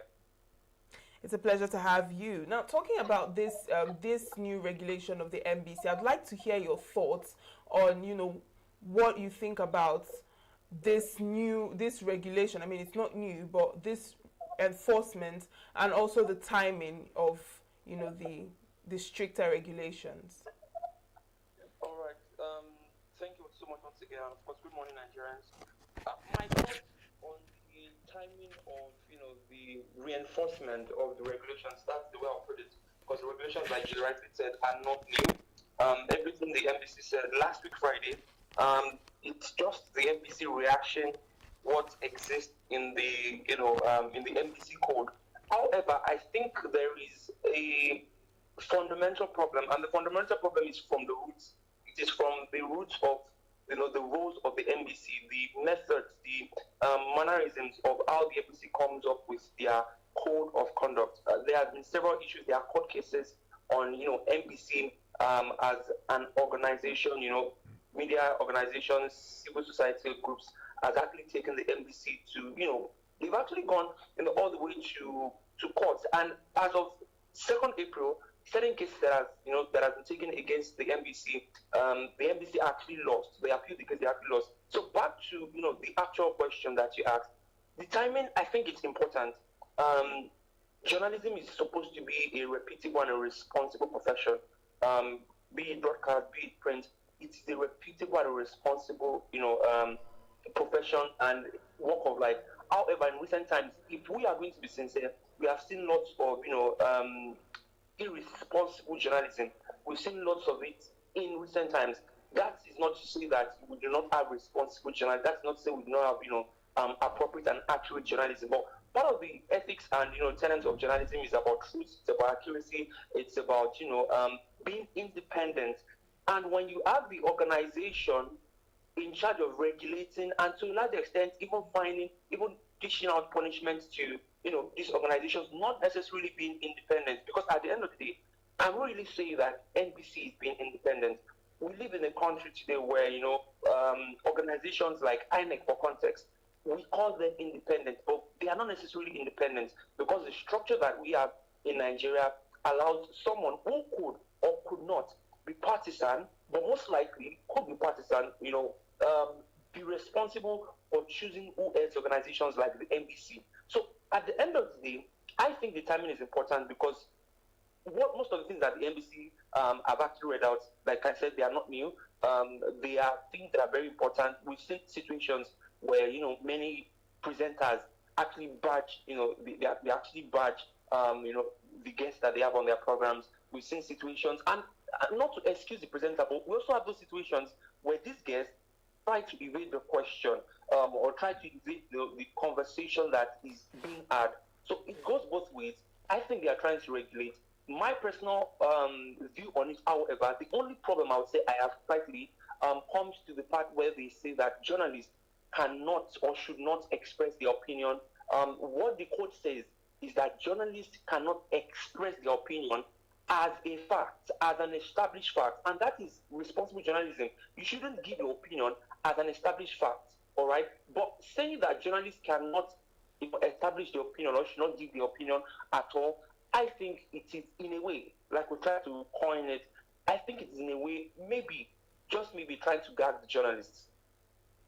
All right, now you've mentioned quite a number of things, so I'm going to take them one by one. Now, earlier you mentioned about the presenters and the issue going both ways, where the presenter sometimes barges onto the guest and the guest sometimes doesn't answer the question. So I want to know, where does one draw that fine line between doing proper interrogation of guests or challenging of guests and bullying, as it was put, in this regulation, bullying or intimidating guests? Where does one draw the line? Where do you, say this is an interview, an interrogation, or a challenge, and where do you say that it has crossed the line to bullying or intimidation? All right.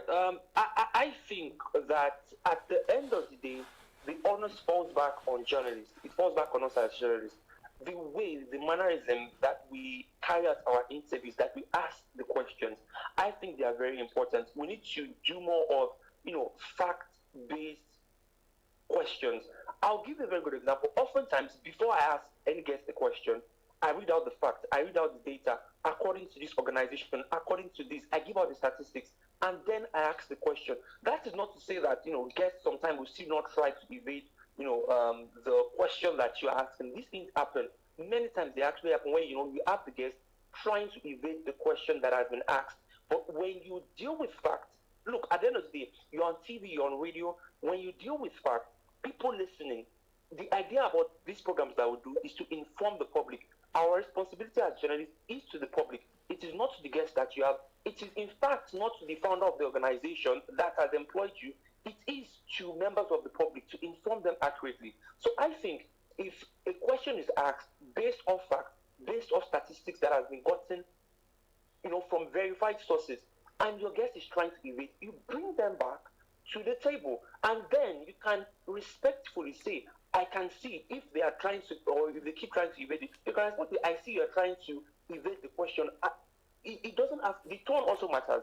I think the tone is very, very important because, again, I have seen situations where journalists use language like, I put it to you, you are this, I put it to you are that. Those tones, they are already in a way or the other bullying, because at the end of the day, you have the platform, you are in charge of the platform. You can either sometimes signal to the director to switch off the person's mic or the producer to do that. So you own the platform at that moment. So I think at the end of the day, the mannerism, is really, really important. Where do we draw the line? Like you said, I think drawing the line is really just staying responsible, staying respectful in how you ask your questions. There are certain subtle, aggressive ways you could ask questions. By those aggressive ways, it does not still mean you will be disrespectful. It does not mean you call. I've seen these things. We've seen these things when certain journalists call, the guests they have, what they call the guest names. It is rather unfortunate. Our duty as journalists is to be neutral, but in being neutral is also being to speak the truth. Being neutral does not mean you should avoid the truth. Being neutral does not mean you should, compromise on the truth.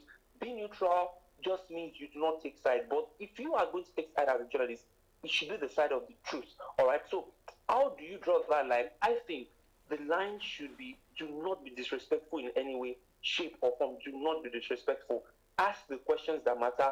You can rehash and you can let the guests know this is where I got my data. This is where I got my data. I mean, we see these things happen. Honestly, it is rather unfortunate where you see a lot of people actually try to avoid questions. And as I wrap up this question, I think it is also important for organizations, government-owned institutions, to maybe have PR teams, to maybe have PR trainings for people who hold offices, for government-owned offices. We see people who hold certain offices in government who cannot answer questions that are posed to them, simple questions. You give them, guest briefs to actually come out and like before the program.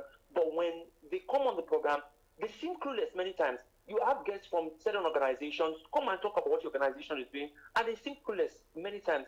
And I think it's also very disappointing, and of course very very disappointing. And of course, it also makes it very underwhelming for presenters or for journalists when you are putting so much work to present to prepare for a particular program, and then you end up having a very underwhelming guest.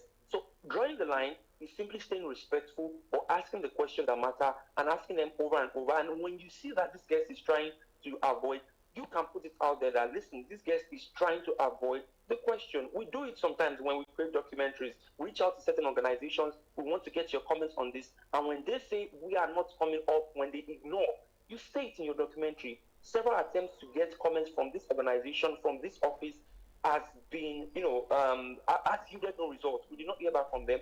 And then you move on with your work. I think this is part of editorial responsibility, by the way, because, people in charge of these programs ought to caution some of these journalists. So just wrap it up again. Where do we draw the fine line? It is staying respectful with the questions that you ask. All right. And now another thing you spoke about is the mannerisms of the NBC and how they present these regulations and these directives, and a number of bodies like the NUJ, Guild of Editors and the likes, they have also come out to push back and say that this could affect journalism, gagging and what have you.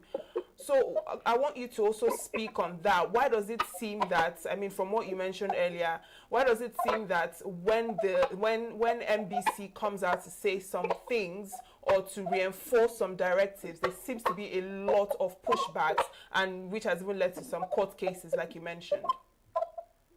All right. Thank you. That's a very interesting question. And in saying this, I promise you, I'm not trying to be politically correct. In every civilized or in every society, we need regulators and regulations. We need regulators and we need regulations. So, in a country like Nigeria, when it comes to broadcast media, what organization is there to regulate? It is the NBC. However, the problem, like I stated at the beginning of this conversation, is that NBC happens to be the jury, the judge, and the executioner. All right? NBC happens to be the jury, the judge, and the executioner. That's one of the major problems that we have. Secondly, is that NBC as of today largely, is in a way or other regulated by the government. I said it at the beginning, where an organization like NBC ought to be independent. Media ought to be independent, not subjected to who is the founder, who is the owner. Journalism and media, broadcast media, should be independent. It should serve the people with facts, with truth, and with lots and lots of accuracy. That's what the media should be about. So we need regulators. And in Nigeria today, NBC happens to be that regulator. However, when you have an organization who happens to be the judge, the jury, and the executioner, we have a lacuna, we have a problem, we have a gap that needs to be filled, because NBC on a normal space is not supposed to be all three. At the end of the day, regulators for media ought not to be appointed, the leadership for context ought not to be appointed by the government. They ought not to be, for context, the 6th edition of the NBC code, the working of that particular edition, was facilitated by the Federal Ministry of Information. The Federal Federal Ministry of Information worked on that. So back to what the NUJ they are saying, in recent times, and this is not just about media, in recent times, we have seen a high level of intolerance when it comes to dissent. And for people who probably don't understand what dissent means, dissent does not necessarily mean that, it does not necessarily mean that, the other person, who, for context, there's a party and a party B. Then a party A says something, establish it as, the order of things. When a party B, expresses dissent on that, it does not mean that party was ever right. But we have a society right now which seems like we have a high level of intolerance for dissent. So when the NBC comes out and says, particularly towards the election period, I think it is important that journalists are told to be careful. I think it is important that journalists are advised. But again, are they trying to gag, journalists? Not necessarily. But when they say journalists should not express any opinion, I would say in that regard that they are trying to gag, the media or the press. Because I always give this very good example. Today in Nigeria or in any part of the world, the duty of any government, for context, is the protection of lives and properties of the citizen. If lives and properties are lost, not to natural causes, not to an earthquake, not to an accident, bandits attack a particular community, non-state actors come into a particular place and attack these people, whose duty is it to protect those people? I believe it is the duty of the government. If a journalist comes on the program to say the government has failed at their duties, deducing from the attack on a community A or a community B or a community C, that is not personal opinion. That is fact. However, I think things like this, because we have heard reports of journalists making statements like this, and they are being written to by the NBC. I think when we get to situations like that, it gives more of a situation where journalists are almost being there rather than being regulated. So I think they work hand in hand. Organizations like the NUJ Civil Society organizations come out to speak about it. They are right to complain about it. They are right to speak about it. But at the end of the day, I think it's also of utmost importance that journalists are appropriately, reinformed. These days, we have lots of, people who are coming to the media space who are not appropriately taught on the ethics, on the principles, and on the values of journalism. So I think, in a way, the timing, I think, is important because, look, the tensions are high. If we cannot, separate the media from what's going on, but if we decide to separate the media, the tensions are high. We live in Nigeria, we see what is going on, we see lives being lost, we see a lot of times where the government will come out to say that certain people are trying to politicize, the insecurity in the country. And we also see, the opposition parties in many areas saying that, the government is failing at their duties. The tension is high. However, in situations like this, I think journalists, you need to maintain a balance. You need to maintain a balance. But in maintaining the balance, you need to always ash and rehash the truth with accuracy. Right, now I would like to hear what you think about how this would impact journalistic practice. Do you foresee situations where editors and presenters now have to self-censor themselves to avoid the sanctions that would come on them if they express their opinions, just like you mentioned earlier? And also, do you think that this could lead to scripted, more cautious broadcasting, to avoid problems with the NBC? What do you foresee as the impact this would have now with what is going on? All right. To be sincere, I actually see a situation where, people, like you said, or like you asked, would most likely censor themselves more. It is unfortunate, but that's what I foresee. But it does not have to be like that. So that is something we foresee. Now, we have situations where, we have seen situations where somebody could be on air or somebody, comes up with the news, compiles the news is ready to go on air, and, the editor could come and say, you know what, do not end this particular story, do not, go with this particular story. We see a lot of things happen and they go unreported. They are never reported. So we already see some of these things happening, and this is not even because of the NBC directive. But I think with this directive, it would actually, affect how, journalists ask their questions. I see a lot of more self-censorship happening. But this is, what I would say, right? It doesn't have to be like that. I think you are a journalist, you are a broadcaster, and by broadcaster I mean you own a broadcast, outlet. you are a journalist, either you read the news or you sit on newspaper review like yourself. We need to get familiar. I can say that not as a fact, but many people, and not necessarily the people who go on air, whether you work in the newsroom, whether you work in compliance, whether you work even in the engineering department of the media organization, you need to know the NBC rules because there are rules and code regarding everything. Now, mind you, I have mentioned that there are issues with NBC being the judge, the jury, and the executioner. They could those things, right? I say there are certain issues, there are lacunas in that area. But then every presenter for context needs to be familiar with the NBC code. Every presenter needs to be familiar with the NBC code. Every presenter needs to be. When you are familiar with that, then you know when you are crossing a line. Remember, they have also said that when your guest crosses a line, yourself as a broadcaster, as the owner of the organization, you are liable for whatever your guest says. So at the end of the day, presenters, the owner of the organization is not going to be there to necessarily sit on air on the program. Presenters need to be familiar with the NBC code. You need to know where to draw the line. You need to know what the NBC code says, the 6th edition, as amended in 2020. What it says is that presenters will not express their opinion as an established fact. That is your own opinion. What you should do as a journalist oftentimes is to deduce your statement from facts, from things that have happened, from things that are currently going on at the moment. You can deduce your statement and you can draw a speak from it. So I think journalists need to get more familiar, if they are not, with the NBC code. And when you are familiar with the NBC code, look, at the end of the day, what the court has said, the High Court and the Appellate Court, what they are, and the Appeal Court, I beg your pardon, they have said now is that NBC on a normal day should not be the judge, the jury, and the executioner. If NBC brings a fine against you, you can defend the fine. If they bring a claim against you, a claim of an infraction, you can defend that infraction. We have seen these things happen before where certain, infractions are said to have been carried out by certain journalists, and they will tell you, I was not in the infraction.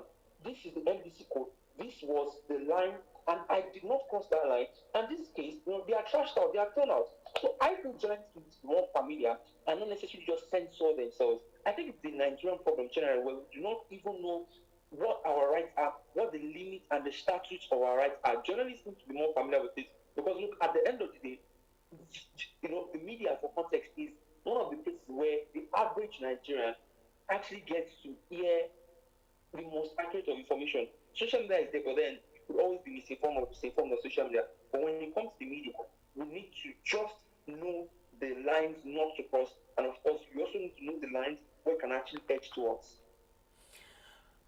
You've also spoken about, NBC not being independent, particularly being the judge, jury, and execution. And that brings me to ask you this question. Since we are operating this kind of system with, our regulatory bodies, in this context, the NBC, can one say that we are practicing true press freedom in Nigeria as it stands now?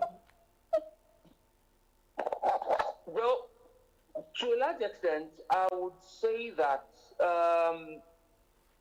if you use the word true, again, I promise I'm not trying to sound political correct, but when we say true press freedom, the truth is this, that in any country of the world right now, the press is always going to face one backlash or the other. The press is always going to face one backlash or the other. Unfortunately, as well, in many societies of the world, or in many civilizations of the world, the press is often used in a way or the other, as political tools, right? So, can we say that the press is really free in Nigeria? Yes, I would say that we have press freedom in Nigeria, but things like this, and things like what we are seeing now, telling journalists, explicitly not to express opinions. What the court used to say was, do not express your opinion as an established fact.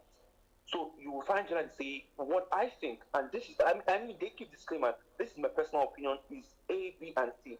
What the NBC is saying now is that journalists should not express opinion in a situation like this, in a situation like this that we have, I still think we have press freedom.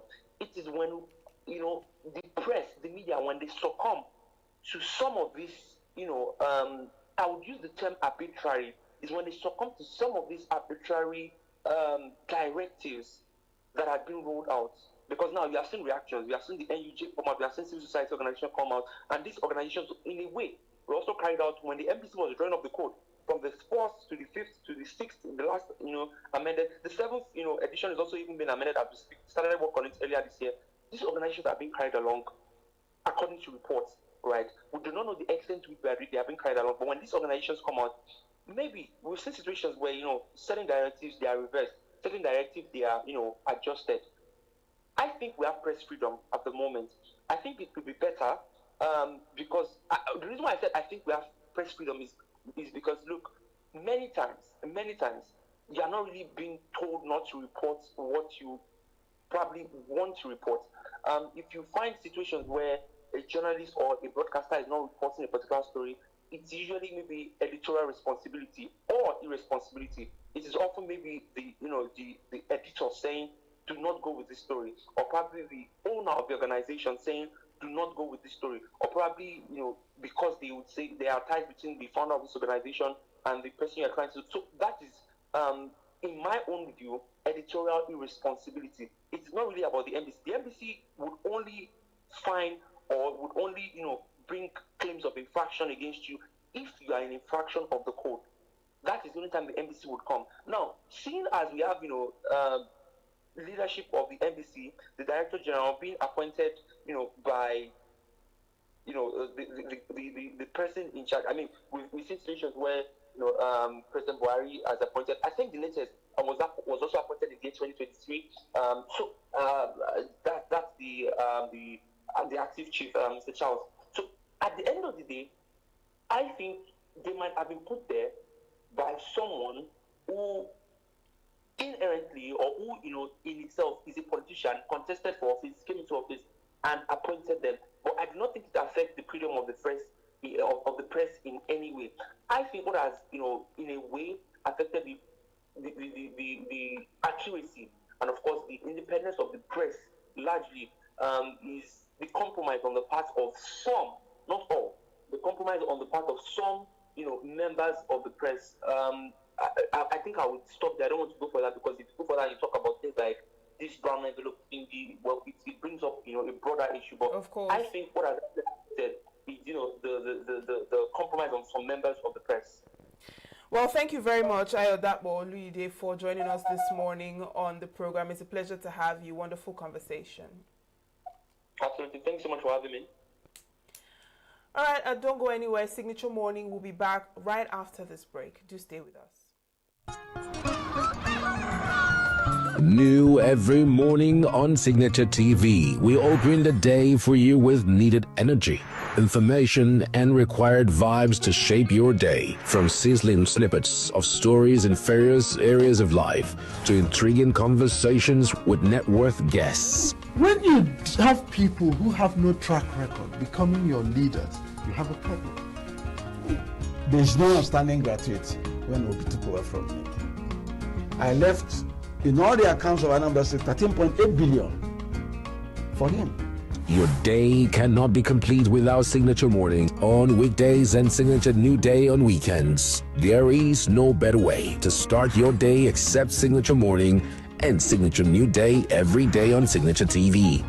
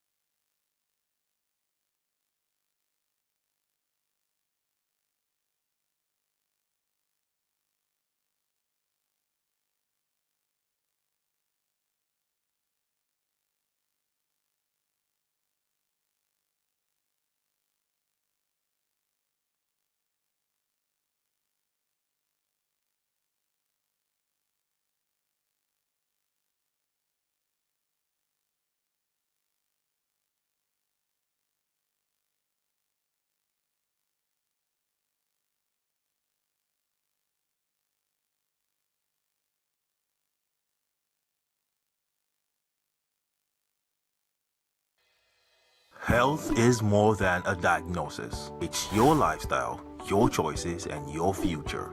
Join us on Inside Health, your weekly deep dive into the stories, science, and solutions shaping your well-being. From expert interviews to real-life journeys of healing and hope, we cover it all. One of the complications of cancer management or treatment is they have some of them, at one point in time, you see them having anemia. Okay, so you see them at times being transfused. But at the same time, you come in with a diet. Nutrition, mental health, innovations in medicine, fitness, and everyday wellness. Whether you're managing a condition, staying informed, or just living your best life, Inside Health is your trusted guide. I'm Chigichi Agorom, and I'll be with you every week on Inside Health, only on Signature TV.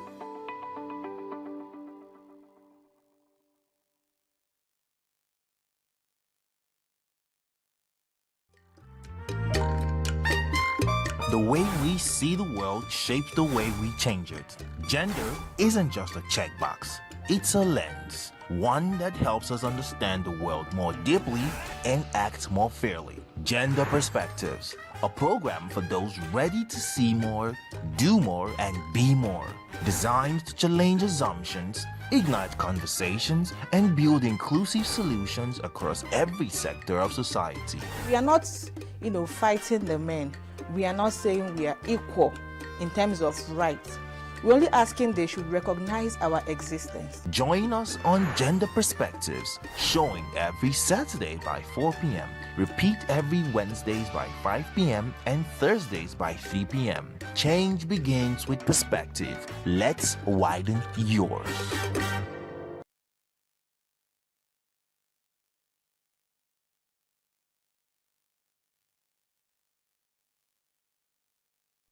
Welcome back. Now, Nigeria continues to grapple with a number of challenges, and at the same time, we have millions of Nigerians in the diaspora contributing and influencing global narratives about the country. But the question is, apart from all of these, what role should they play in achieving peace and security at home? Well, we'll have this conversation with Professor Augustine Okereke, who is an international scholar and curriculum development expert. You're welcome to Signature Morning. Thank you. Good morning to you. Good morning. Now, looking at Nigerians in the diaspora, I want to ask, from your perspective, how significant is their role when it comes to achieving peace and security in Nigeria, not just economically, but also politically and socially as well? Yeah, very, very significant, very, very. I can tell you. The contributions of the diaspora, have been very, very instrumental to solving some of the security challenges that we have in Nigeria, particularly in the villages, in the rural areas where we have less government impact. I could tell you that, the diaspora, we in diaspora are very committed to safety in our homeland. We enjoy coming home. We want to come home to a peaceful place where we can come home. At this time, actually, there are people who, for the past 4 or 5 years, have not come home, and these people have mansions, have comfortable homes, have relatives they want to see. In fact, at a certain point, some travel, stop in Lagos, at the most ENUGU, in the 6 cities, and then go back to their various places. And so we contribute a lot financially, ideas, meetings, and for some reason we have a kind of outside perspective and from the safety point of view too, to be able to ensure that we have security in our homeland. It is very, very important for us. It is something that we really, really, strive to ensure that we achieve. Okay, so can you share with us some of the ways in which Nigerians in diaspora have or are contributing to help solve the security situation in the country? Yeah, one is financial contribution. That is major financial contribution. Some of the unions, some of the people in the diaspora, some of the villages, have organized themselves, into a group, and they donate money. In fact, some have even made it part of their monthly contributions that they will be providing financial support towards security. So that is major, because as you know, in Nigeria, somehow the government fails in almost every aspect. And if you let the government do it for you, then your homeland will be gone, will be desolate, will be a wasteland. Therefore, those of us in the diaspora contribute financially. That is one. Then secondly, we help in organizing meetings. We help in organizing meetings with those on the ground, the local people, to discuss how best to tackle this insecurity. At times, you don't blame those at home may not be quite able, quite in a position to organize these meetings. And so we help them to organize, form part of the coalition, influence policies here and there to be able to ensure that, those on the ground do the work. So we contribute in very many ways too. Some of us individually, support the security efforts because, as I said earlier, it is very, very important for us. If not, we have no homeland to come to. Our children will have no homeland to come to. And this is not something we take very lightly. Now, speaking on this financial contribution, how does Nigeria in the diaspora ensure that their financial contributions are used for what it is intended for and not unintentionally used to even fuel instability or, in all these separatist movements and what have you? Yeah, that is one major concern of those who contribute this money. But, when you look at the results, that is one way we'll tell them, because at times security is intelligence, all right? Security is not something you start exposing to people in order not to endanger the lives of those at home too. And so the result becomes the evidence. So when you see the results, you're able to demonstrate that you have used the money wisely. So rightly said, that is a really major concern, that the money they are funding does not go to help insecurity, the money that they donate. However, if, number one, those in charge will have integrity, that is one. And then secondly, those you work with at home will have integrity. Some of us have this luck that, we have those at home who have integrity, that are using this money well. But the result, when you see the evidence that you are able to come home the next Christmas, the next festival, then you're sure that your money is used wisely. At times, they tell us to give them those at home, to give them some raw evidence in terms of where this money goes to, where all those things happens. But at times with security, these are things you cannot do very effectively as they want it. But as I said earlier, the results, the evidence that at least you are able to go home, you are able to stay in your homestead, you are able to visit, forms that part of evidence. But say it again, that has been a major concern to those of us in the diaspora.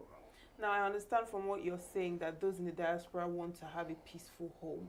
But would you also say that there are people in the diaspora who are also a bit more vocal and, should I say, more out there when it comes to further fueling the insecurity in Nigeria? And I'm also looking at the Southeast and the separatist agitations that have been going on, for a while now. So would you say that some people in the diaspora also feel and cause more problems with this security issue? Yeah, that is quite true. That is true.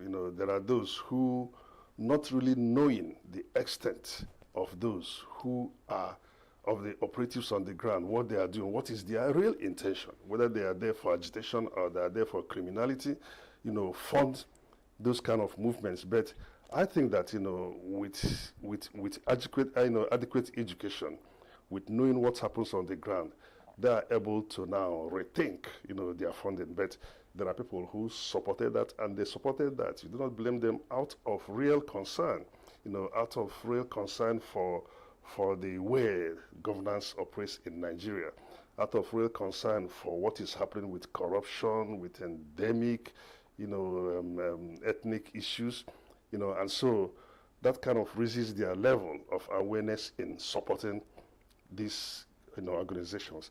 But the issue is that those on the ground who are really fighting for separation or for whatever is their reason, are they really genuine in fighting for that? Is their concern criminality? Are they using that as the backdrop of stealing, of killing each other, of killing brothers, sisters, of kidnapping? And so when those, I'm sure those who fund this, when they start realizing that, then I think now they are taking a step back to see, okay, no, we are not really funding the right movement. People are using our funds to kill their brothers, to kill their sisters, to kidnap, and to make money privately. There has been an increase, a very sharp increase in insecurity in Nigeria. For the past couple of months now, we've seen a lot of kidnappings, killings, and what have you. Apart from the funding, what are there other alternatives that Nigerians in the diaspora are looking into to see how they can, help with this situation? Because it seems to be getting worse by the day. The more we talk about issues around killing, the more we still see Nigerians in their numbers being victims of this. So what other alternatives, what other things are being done by Nigerians in diaspora to help? Yeah, one thing they could do is to influence policy. I think government is at the center of this. Government, at times you think, what is the government doing? When you look at a whole military, maybe the strongest you can get in sub-Saharan Africa, with all the ammunitions, with all the machineries, and you see things happening, you hear things happening, you say, what is happening? And so, one way the diaspora could do that, I'm not saying they're doing it now, I cannot tell how effective that is, but to influence policy, to let the government understand that they have their primary responsibility is to protect the citizens.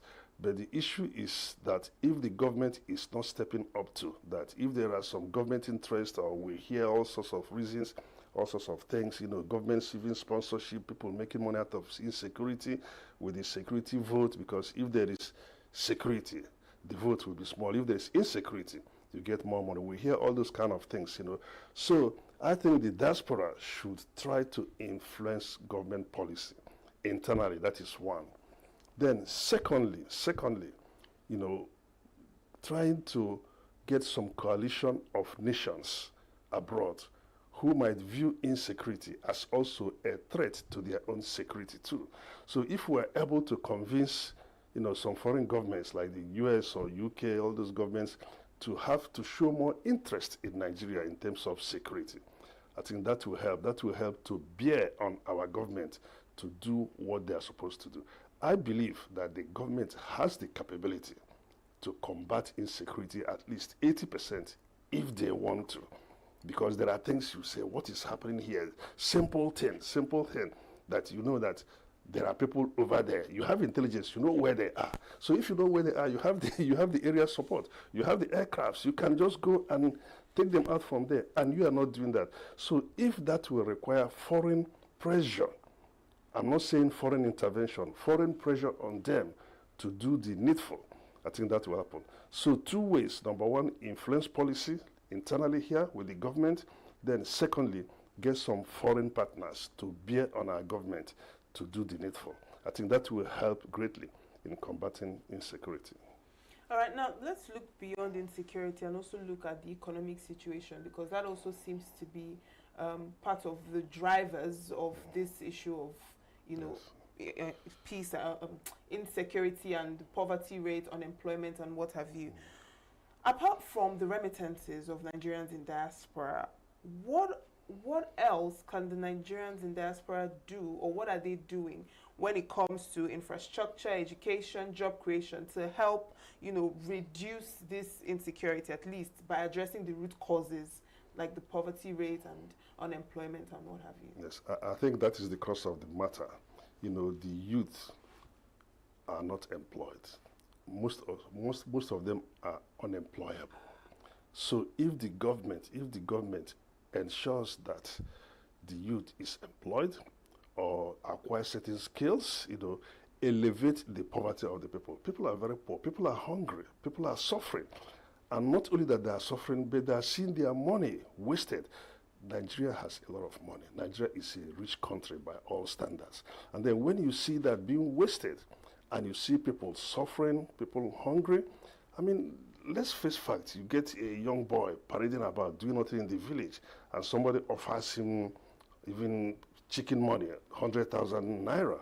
Come and join us, and you get 100,000 naira that he has not gotten, in a very long time. I mean, the temptation is there. And so you see that, people, government systems are kind of battling to recruit those boys. So the government is battling, the community is battling, the criminals are battling, the agitators are battling, and offering them incentives because they have no employment. If you are employed, if you are doing something, if you are comfortable, you are in Lagos, you are in ENUGU, you cannot go to the bush to stay. Who wants to go to the bush to stay and suffer? But the fact is that, those boys are just idle, doing nothing. And so I'm not really kind of stressing it only on the government too. The communities too have a role to play to educate their youth, number one, and to ensure that their youth have some level of employment. Give them, acquire some skills, spend money, use time, get them to go and acquire some skills to be self-employed. And of course, the government have to provide the enabling environment. But the issue with the government is that because of this massive corruption, and so when the money comes for insecurity, part of it should go to educating the youth, giving the youth some level of employment. Rather, you see people embezzling it. And because they have that funding coming in, so what they do is that they ensure that there's insecurity. Because the more there's insecurity, the more there is government funding coming in. And so, but when that funding comes in, use it to educate the youths, use it to develop the youth. And once you develop them, you see that, the alternative there will be, I want to be self-standing. I want to be living in a comfortable home. I don't want to live in the bush. I mean, who wants to live in the, will they marry? Will they train their children? Will they go to school in the bushes? I mean, when you think about that, so nobody will want that alternative. But the fact is that there is no alternative that is there. And so when that security money comes in, rather than using it to do all those things, the government will embezzle. I mean, that is known. I mean, it is open. And then people will be riding fancy cars, having security up and down. And unfortunately, ironically, the youth will even be the one hailing them too. That is really, we have a re-education to do. We have to re-educate the people. We have to enlighten the people on certain patterns, certain behavioral patterns, certain things to do. And I can tell you, if the government and the communities, start doing this, you will see the endemic insecurity. You erase it. Because very many people have guns now, even the vigilantes, very many people. And you think that once you take that gun away from them without giving them some viable form of living, that they will use the gun to start making money. So we have to, think about this. And it is doable in this country. But the fact is that what policies do the government have to combat that? And by communities, do you also mean the Nigerians in diaspora from those communities? Yes, the Nigerians in diaspora working with their local communities to ensure that their youth are trained. Now let's talk about social media and media generally and the narrative influence, because I mean social media has amplified a lot of diaspora voices and conversations around insecurity, even the poverty rate and what have you in Nigeria. But I want to ask, how much impact have those narratives, how much impact do they have when it comes to the public perception of Nigerians and the narrative that is out there about the situation in Nigeria? A lot. I mean, the social media has become the form of communication. It has, taken over the center stage. That is where people get their news. And of course, because everybody has access to it. So people who may not ordinarily come to Signature TV, people who may not ordinarily appear in all these other television channels, now have access to information, have access to propagate information. And at times, they just, of course, people with certain level of knowledge can just propagate anything, say anything on television, on social media. And you see thousands and millions of people believing them. And so social media has a very, very great impact on insecurity, on the news that we receive, and the news that we consume, and the news that we act on. And so somebody will, because you have the phone. Once you have the phone and you have the internet, the Wi-Fi, that you can go all over the world, can even go viral, and so somebody will, start a kind of confusion or a gunshot or information, and everybody will start believing. And it is surprising what people who are educated believe from social media. And you tell them this is not so, this is not really what is happening.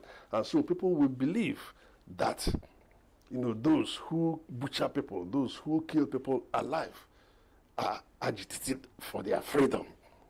And so you say, why are you believing that? Why are you believing that? Because of social media. And so that space in social media, my advice always is, go also and occupy it. Lean in, and the government, the communities, dish out information, because that is where the world communication comes from now. So it has a very great influence on what is going on, insecurity, economic drive, and whatsoever all over the world. Yes. But what about the international community as well, and how they perceive it? No, it does.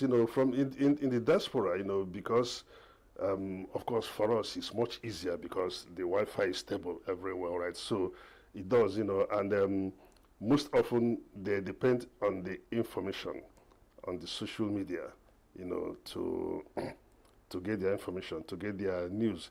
And so those people in the diaspora really, depend on that. And that is where my argument lies too, because you think that those in the diaspora will be more enlightened, will see from their experience that what they are reading, what they are seeing on social media is not right, but they also are influenced negatively by social media. And it is very difficult to get them to be a participant in the social media sphere, so because, they are all very busy trying to, pay their bills. But social media from the diaspora has become a point. But what we are trying to do, is also to use social media to propagate information. And so many people still do not want to travel down to the east because of what they read on social media. And so we want to start a counter-programming to let them understand it is so. I think, for somehow in the villages over the past 2-3 months, the insecurity has reduced that you can at least travel home. Before I wouldn't have, all right? And so, but there are very many people who do not know that. And there are very many people in the diaspora who still believe in the fact that those in the bushes are trying to get their freedom. And they get this information through social media. And so they're really greatly influenced by that. Our role, the role of those of us who are able to, is to kind of counter that narrative and trying to use social media to do that too. Now, you've mentioned a couple of ways that Nigerians in diaspora can help the situation in Nigeria, the peace, when it comes to peace, security, employment, and what have you. But how receptive has the government at all levels been to the support of Nigerians in diaspora, both financial support and other forms of, you've mentioned a number of collaborations between Nigerians in diaspora and the federal government and how they can work together.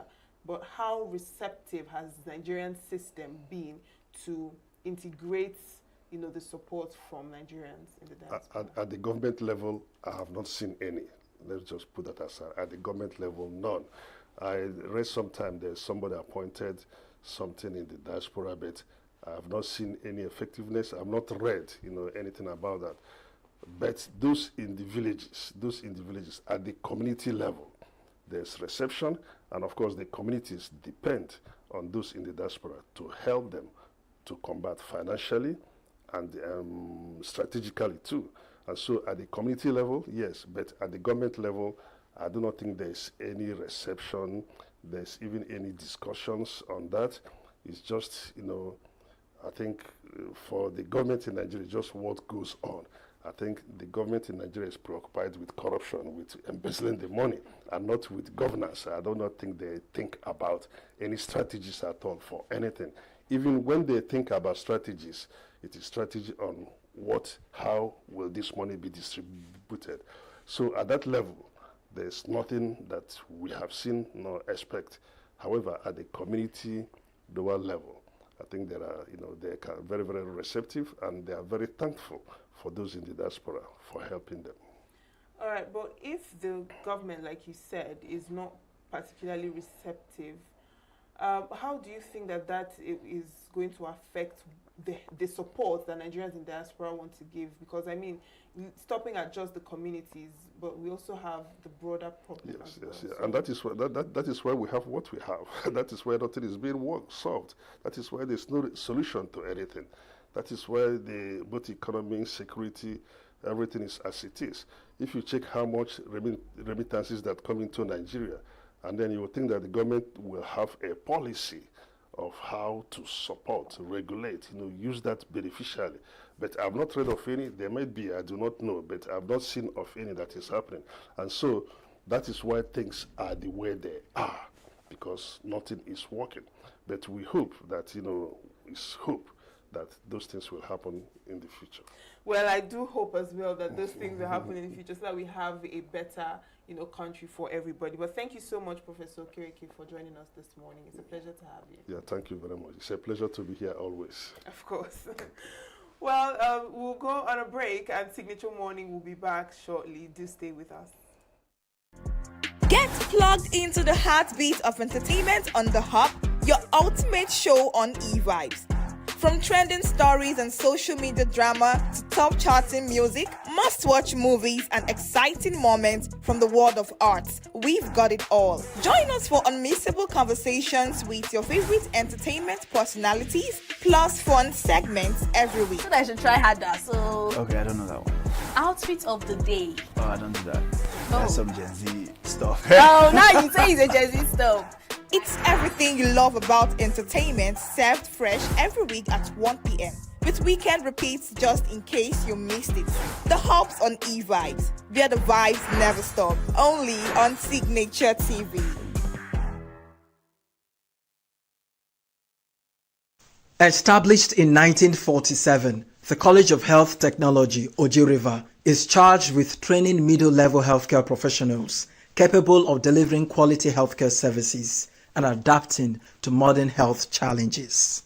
The college trains students to become skilled health workers who can serve in hospitals, communities, and public health sectors. The institution had suffered neglect under previous administrations till date, except for minimal interventions that were not followed through. While its mandate is to strengthen healthcare delivery, students have battled with deteriorating classrooms, lack of basic amenities, and an environment many described as unfit for learning. Concerns over welfare, safety, and academic standards have become big issues, raising deeper questions about the quality of professionals being trained for the state health system. I came here 4 years ago, and the condition I met this school 4 years ago, the school has been like that. This is my final year. This is my 4th year in this school, and no change has happened. We have water, obviously, but it's not rushing 24 hours. The water is rushed like once a day. There's no lights. Students now, during our reading period, the exam period, Oji River, normally they don't used to have lights. So the school don't even used to provide for us lights for reading. At least 10 o'clock they should off it, 10:30 they should off it, but we see light to read, no light.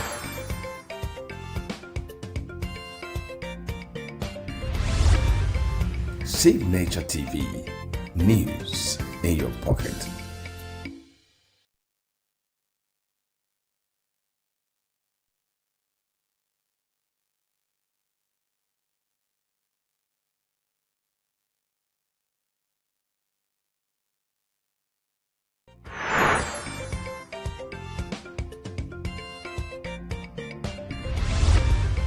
Signature TV, news in your pocket.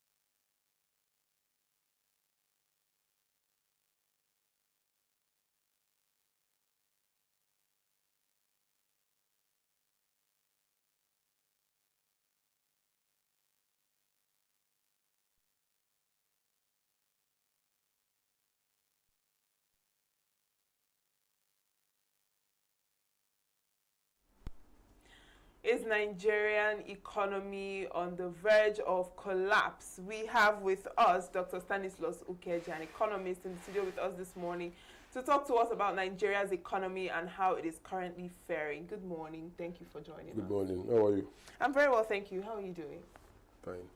Okay, so let's talk about Nigeria's economy approaching economic collapse. I want to, first of all, do you think that we are at that point of economic collapse? And what are those indicators, or what are those things that show that we could possibly be getting to that point? Well, we already collapsed because the poverty rate is so high, very high. The unemployment rate, very high. Poverty rate growing, unemployment rate growing. Output, the statistics will tell you that we grew 1 point or 4 point something %. But when you look around, you don't see the output. Yesterday, it was revealed that the Hilton Hotel in Abuja had no water. Now, if that is the best hotel in Nigeria and there is no water, it can send a message across to you. Let us assume that the British Prime Minister visited and was staying there, and you now bring bucket for him to have his bath and flush the toilet. It can be terrible. We have the armed forces, we have the police, but there is a private arrangement for policing the pipelines for petrol or crude oil. That shows you that things are falling apart. You know, somebody is traveling on the road, the driver is killed by gunshot. Some people are kidnapped. But maybe the state where it happened and others keep going as if nothing has happened. People are not running away from that road. They are continuing. You know, there's nothing else they can do. You get the impression. If you compare the U.S. aircraft that was shot down in Iran, the President of the United States and the whole United States Army fought tooth and nail to recover the people. They even damaged some equipment. They created a forced crash to distract the Iranian troops so that they can recover their men. That is what a country that is still standing does. You get what I mean? So the indicators, we're already down, but I think we have become accustomed to being under the bus. You are still talking about being on the brink. Can we rise? That is what we should be focusing. But Nigeria has experienced multiple economic crises in the past. So what makes this particular one different from I think it's just a continuation of the crisis you know of. The thing is that if it doesn't hit individuals, they don't seem to know.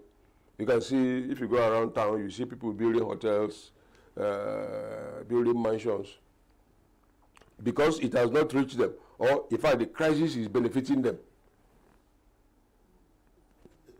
You get the point I'm making. So it's like now, if I have connection and I can organize a rally in support of somebody who has money, to promise him that he will have support from a constituency, I'll make money from it.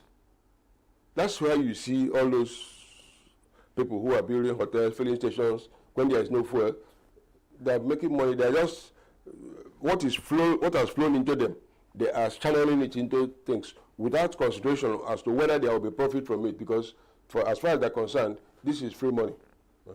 I'm sure if you go to a bank now and say, please, I need a loan to build a filling station, they will tell you to come when their former MD returns. Okay, so let's talk about, let's take it one by one and look at this issue of inflation, which is also affecting cost of living and purchasing power.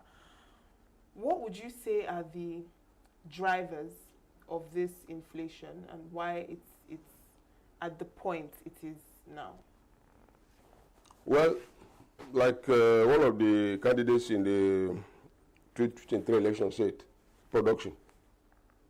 we are not producing enough. There are people, let's take ENUGU State, for instance. There are people who are inclined to farm, but they can't go because they are not sure. One, if they plant, whether they can harvest, because cattle can eat it up. They are afraid too that if they go there before they finish planting, they could be kidnapped.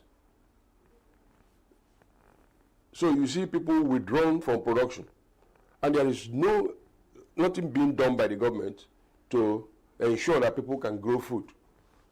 Now, Emene, not too far from here, was an industrial estate where you had Anamco, the gas company, the steel company, and things like that. If you go there now, you will see, I think there are 3 big churches. There's an arena for 3 big churches in an industrial area.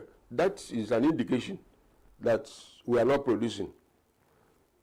If you go to Obete now to buy a car battery, you'll be asked, do you want made in China or made in Korea? Or do you want used one? But Nigeria used to have an excellent battery production company, Excite, in Ibadan. If you want tire, now they will say, oh, do you want made in Korea, Malaysia, India? Nigeria used to have 2 very good tire production companies, Michelin in Port Harcourt and Dunlop in Lagos. In the whole of Enugu State, if you want to have your bath, the soap you will buy, available for you to buy, is either made in Ogun State, Oyo State, or Kano State. Such everyday product. But soap used to be made in Aba by labor brothers. So maybe the only thing we produce in Enugu State is booze. No, if you go to 9 Mile. That is not a mark of a place where inflation can be low. All the yam being sold in Enugu State mostly come from Benue, Abuja, Taraba, Adamawa. But Ezago local government used to be well known for production of yam, and there used to be different yams. The one that is yellow, the one that is purple, the one that is white. All those are gone.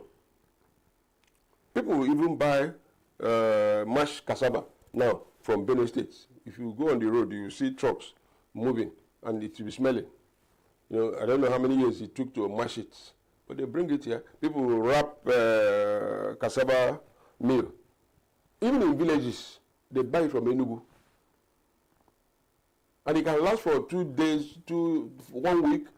They keep selling it, and people are buying it. So if there's any little break in transportation between Enugu State and the Middle Belt, there will be immediate hunger, not a long wait. Just like the petrol thing. The country does not seem to have a reserve of petrol. Reserve. Say, this is our reserve. Individuals can have a car. They say, this is my car. I will drive it until it gets to reserve. Then I'll fill it up again. But here you drive till it is finished. People are greeting you. You are looking at the dial. So many things are wrong. Very, very wrong. This production you talk about, why are we now having these gaps? I mean, because you've mentioned MNA being an industrial area, you've mentioned some other places. So why is it that we're now at the point where all these industrial areas and all these places that used to manufacture these things are no longer working? It is internal policy. Starting from the 1972, Nigeria decided to take ownership of businesses that were set up by other people. That is not a way to go. You could say that effective from 1972, any foreign company coming should form a partnership with Nigerians. But what they did was to dive into other people's business and seize equity. Some companies left at that time, like I think Colgate Palmolive. They said they don't want local participation, so they closed shop and went through. Now, after that, I think in 1977, there was a second round of indigenization. Many of those companies that were indigenized are all gone. Because the new directors do not have the orientation of business management. They just saw what was good and grabbed it. It continues to happen. MTN has been forced to be quoted on the Nigerian Stock Exchange so that local people can buy. But what stops you from setting up your own? The first one that they engaged in was the first company, I think it's now answering Airtel. Akwa Ibom, Lagos State, and Delta State government acquired shares in that company when it was led by Zimbabwe. But they brought our ways of doing things, and the company collapsed. It had to be bought by Arabs.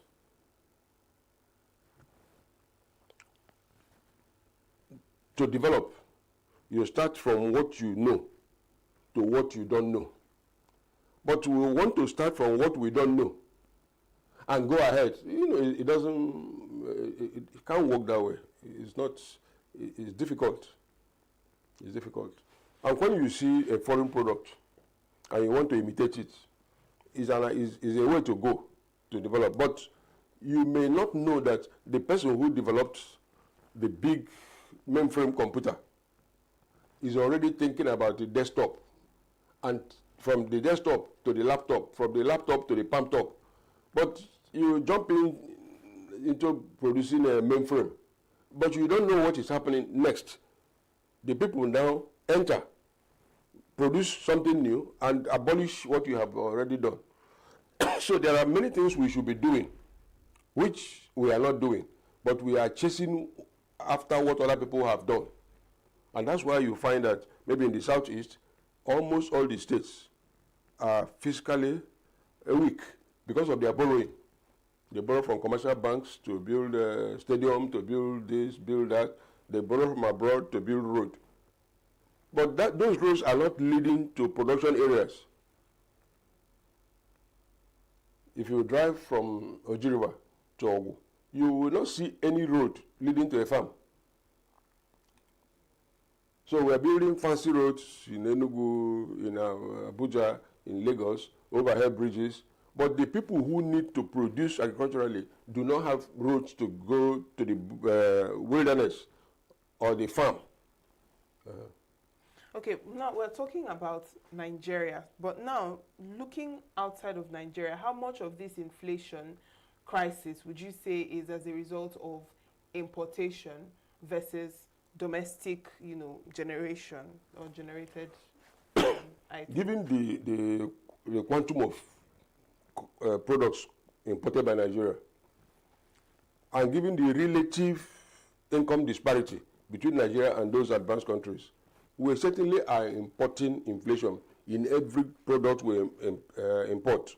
Let's say you import Dell computers made in the United States, where the hourly rate is as high as our monthly income rates. People who produce those goods at that level of compensation, the price of the product will be high. So when it comes here, it means that few people can afford it. And that's why you find maybe Dell, HPS, HSP, and all that, the ones made in China or India are the ones coming here. Importation is not wrong, but trade is an exchange. You export what you have and buy what you don't have. But Nigeria is even importing crude oil now for Dangote refinery. The cost of production of Texas Intermediate crude is higher than the cost of producing Bonny Light, because the workers there are paid better. The rig being used in Nigeria may be 20 years old, but the rig being used in the United States is correct. So they are more efficient, much more costly. The cost of shipping is higher. So, and just take the internal fuel market. We have pipelines for moving petrol from the coast to the inland, but we abandon it. Many people are buying haulage trucks from China to haul petrol to filling stations directly. Many filling stations cannot take a full load now. That's why you see inside the city, you will see a truck. It will offload maybe 30,000 liters or 15,000 liters. It moves to the next, keep dropping it like fertilizer. It's a weak economy. Consumption has reduced. You mentioned debt. You mentioned borrowing earlier when you were speaking. And so I want to ask, looking at Nigeria's debt profile, how risky or how much of a risk would you say Nigeria's increasing dependence on borrowing is? Let's use an example that maybe everybody can follow. Let us say I live on a street where I am known to be indebted to all the shopkeepers. You will recognize that if I go to borrow from any other person, if the soap I want to buy on credit is sold for maybe 600 naira, I will be billed something like 1,000 to cover the potential loss because you are owing other people. In other words, anybody who has borrowed much borrows at a higher interest rate all the time. Now, when you add on to that the person who has been borrowing is not producing enough from which to pay the money, you will now discover that what the person does is what accountants call teaming and lading.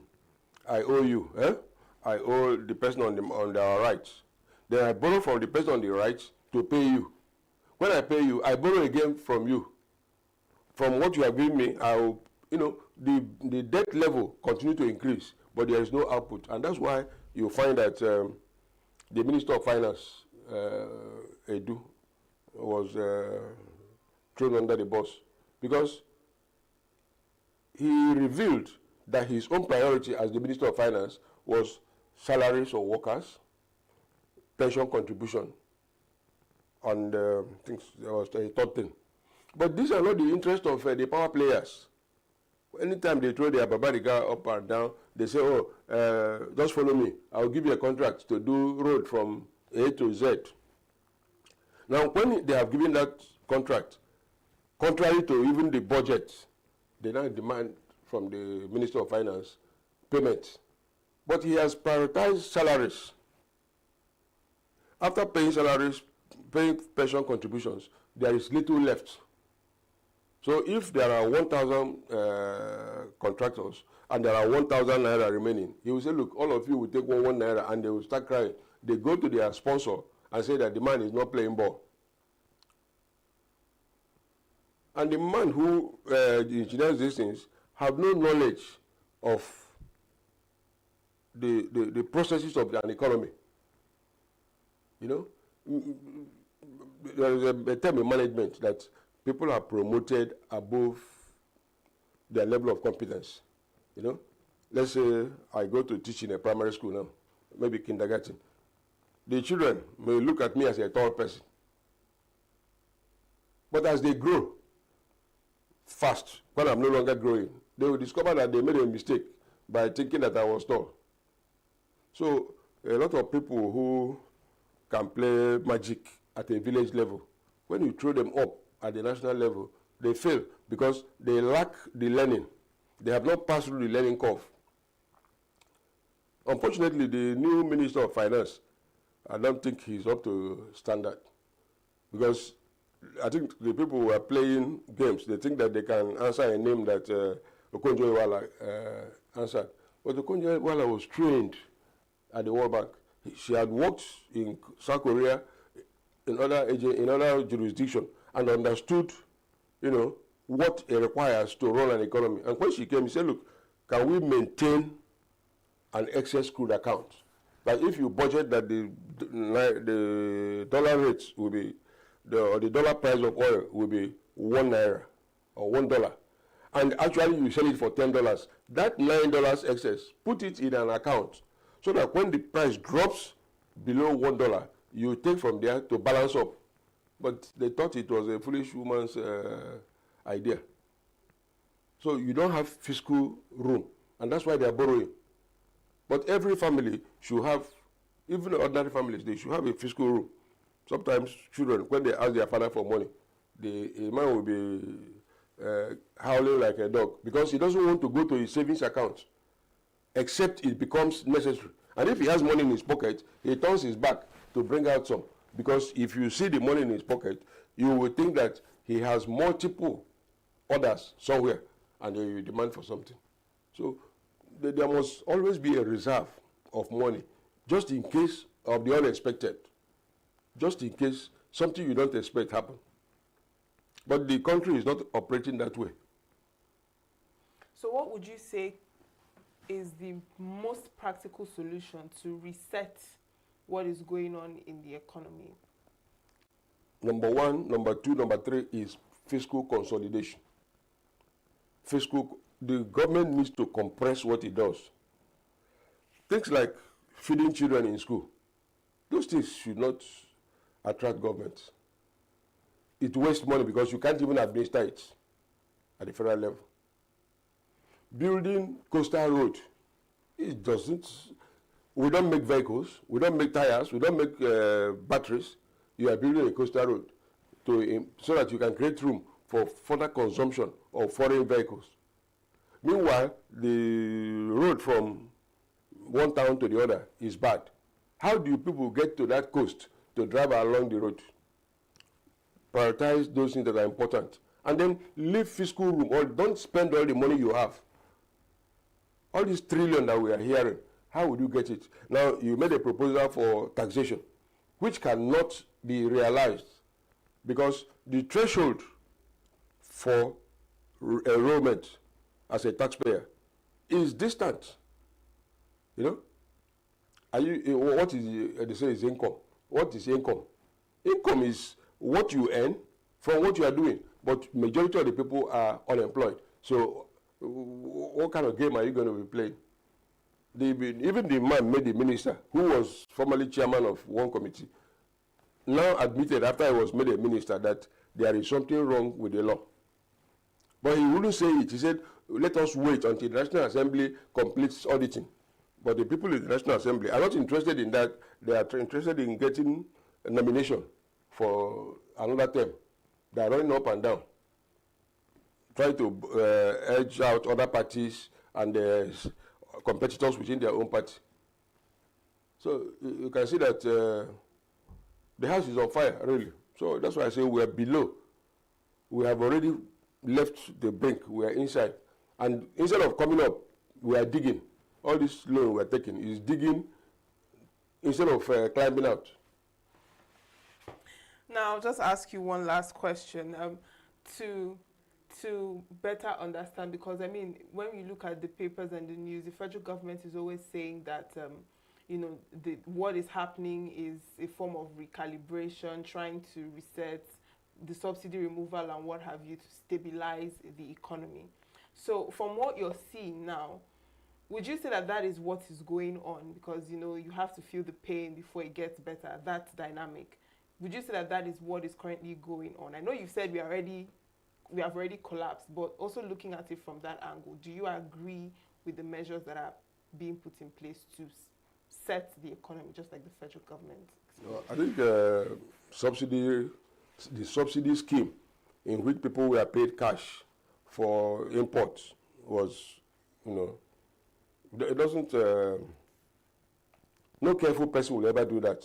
But if you stopped it, you don't then go on a spending binge. So the subsidy removal was to reduce government expenditure in a particular sector. Interestingly, Nigeria has a policy of reserving 450,000 barrels per day for domestic consumption. That one has been abandoned. It is part of the reason why we have high energy costs within the country. In the 1990s to 2000, when Dr. Obaseki was MD of NNPC, he utilized that 450,000 barrels daily by refining it locally. When the refineries broke down, he sent it abroad, refined it there, and came back. That was when he started what we call NMPC mega stations, because that was the model in Brazil, to make sure that you have responsible distributors of petrol. But now they have handed over the NMPC mega stations to managers. It's not run by NMPC again. The 450,000 litre, nobody knows where it has gone to. So it's not, if you have challenges because you are paying subsidy in cash, now that you have stopped it, what of those things you have not been doing before? Take, for instance, in ENUGU State, many people have not earned their pension since 2009.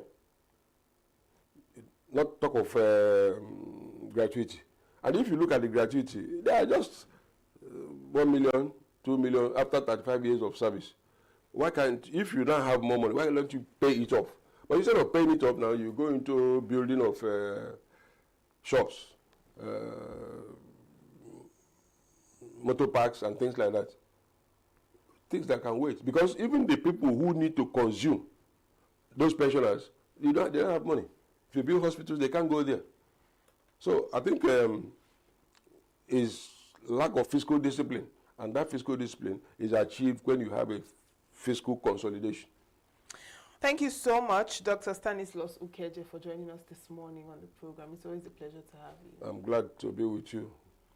All right, and with that, we've come to the end of our discussions this morning on Signature Morning. Thank you so much for joining us and for starting your day with us. Don't forget to stay tuned as we'll connect to our Abuja studios for more packages on Signature Morning. I am Uchenna Chimdi Oluoha. Every second, every minute, every day, news is breaking, events occur, and there are new developments. At Signature TV, we follow these stories objectively, bringing all sides without bias, explaining the complex issues, breaking down the numbers, and investigating the issues behind the news. Anywhere and everywhere, near or far, wherever the news is, we will be there. Signature TV. News in your pocket.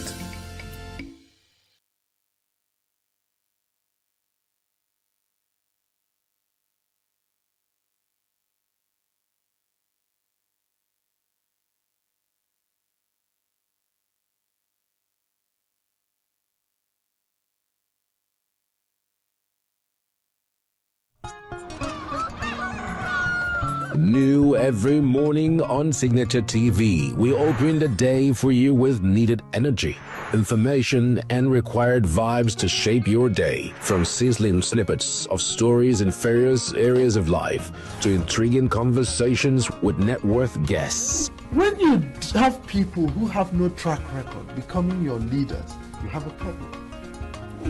There's no outstanding gratuity when Obi took over from me. I left in all the accounts of Anambra State 13.8 billion for him.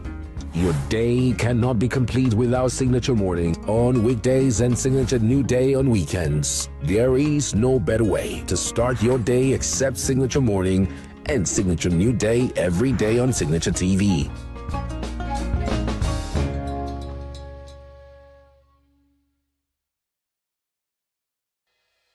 Health is more than a diagnosis. It's your lifestyle, your choices, and your future.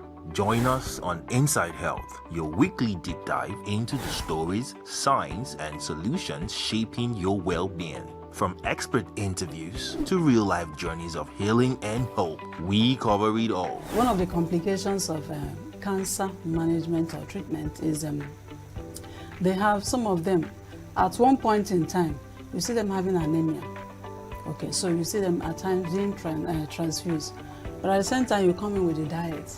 Nutrition, mental health, innovations in medicine, fitness, and everyday wellness. Whether you're managing a condition, staying informed, or just living your best life, Inside Health is your trusted guide.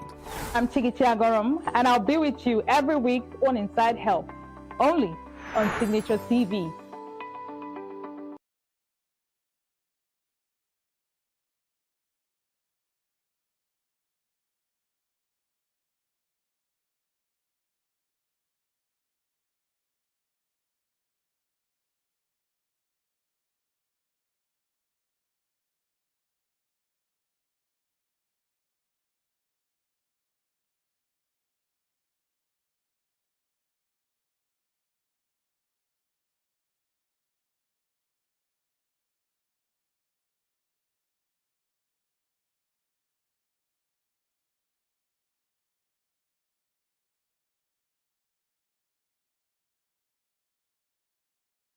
beautiful Tuesday morning. My name is Mwabuz Njoko and this is Signature Morning. I'm sure that you are following the story that has caused quite a number of Nigerians to begin to express concern over what is likely to happen to the 2027 election. Some people are already speculating that the trend points towards a collapsed political party system. Well, as we're talking about a collapsed political party system, public power is trying to tell us we're still here. Anyway, we'll continue. Now, you remember that during the military era, in the heat of the 1993 election, presidential election, a body emerged by the name Association for Better Nigeria, ABN.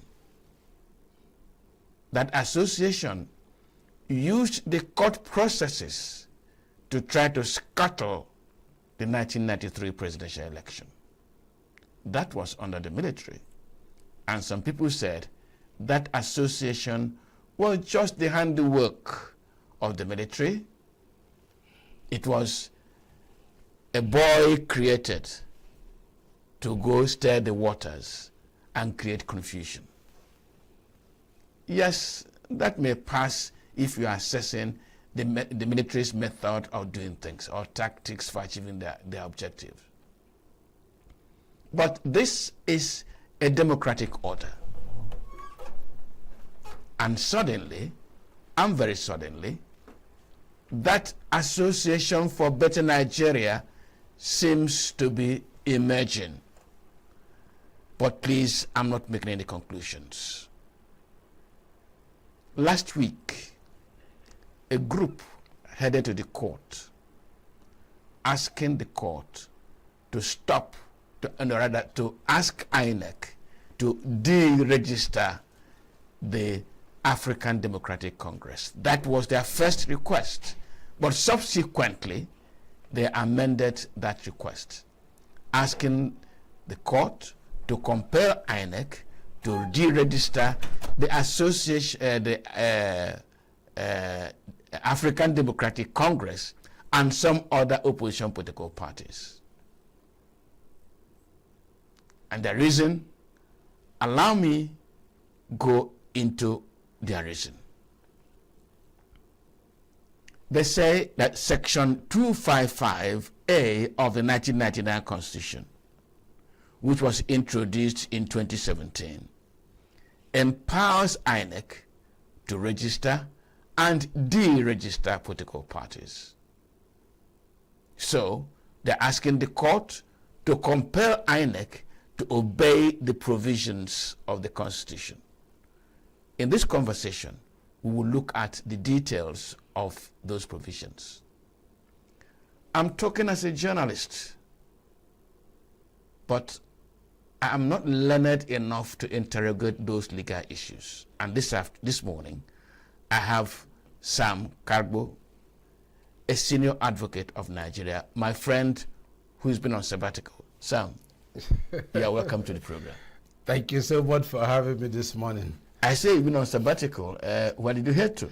Well, I've been around. You know the way it is. Nigeria is challenging all of us, and for people who are above 60, this is the time to actually manage your time very well. And manage your health. It's necessary. It's necessary. I'm sorry, I'm sweaty. I'm just coming from the court. I had to drag you out from the court, and that's why I'm even dressed like well. this. That's not me. I shouldn't have been here like this. I should have respected you enough to go change and come, but because of not time. to worry. Yes. Now, Sam, you'll be guiding us in respect of the provisions of the Constitution. I'll be reading them out also as well as we move. Yes. But this group is called Association of Former Legislators, Forum of Former, Nigerian Forum of Former Legislators. Nigerian Forum of Former Legislators. Well, let me put it this way. Yes. I'm happy that you want me to look at just the legal aspect of Yes. it. First, the law knows about two persons, and both of them are called legal person. And the two persons are persons that are natural. You and I are persons. Yes. And there are those that are registered and conferred with the power to sue and be sued. Those are legal persons. And there is no in between. If you're not a legal person, if you're not registered, you cannot pursue a cause of action in court. I'm not too sure whether association or forum or former legislators is registered. If it is not registered, it will be hard to put, because here is the issue. First and foremost, you must be a legal person, meaning that you are registered or conferred with the legal persona by law. After that, you must have a cause of action, and you must have what we call a local standing. That is, you must be affected over and above all others, meaning that the action that you are telling is nearer to you, and its consequences are more telling on you than the average person out there. If you meet this threshold, you can sue or be sued. Let me put it this again. It's not just enough for you to call yourself Association of Former Legislators or Association or Forum of Former Legislators or former political personalities. Yes, everybody, the law allows for freedom of association. Anybody, 2 or 3 people can form a crowd or can pool interest together and pursue a cause, as long as that cause is lawful. So we start with that. Is the forum registered? If it is not registered, has it met the threshold for it to be recognized as a legal personality who can now sue and be sued? I'm not too sure. Those are factual situations that need to be considered. It's not something I can guess on. And also, INEC is given the authority to register political parties that do not meet certain threshold at an election, right? And the courts have decided on that. There is a decision on it that says INEC's discretion on that is not fettered. As long as the party does not meet the threshold, INEC can. But you see, when they say the law is for the people, not the other way around, meaning that, like we say, the tail cannot wag the dog, it's the other way around. We're already into a political season. You've already rolled out a timetable. You already have recognized political parties. You cannot, politically speaking, socially speaking, and logically speaking, turn around to say, oh, I forgot to do this yesterday. When was the last election? The last election was how many years ago? If you had done that immediately to say, let me do some housekeeping here or house cleaning and weed out this so that I don't go to town with this large number of political parties. I think there was a time when they had as many as 75, 77. Yes, it's unwieldy. But the law says, let them go test their luck. And if after the election you did not meet that threshold, you can be deregistered.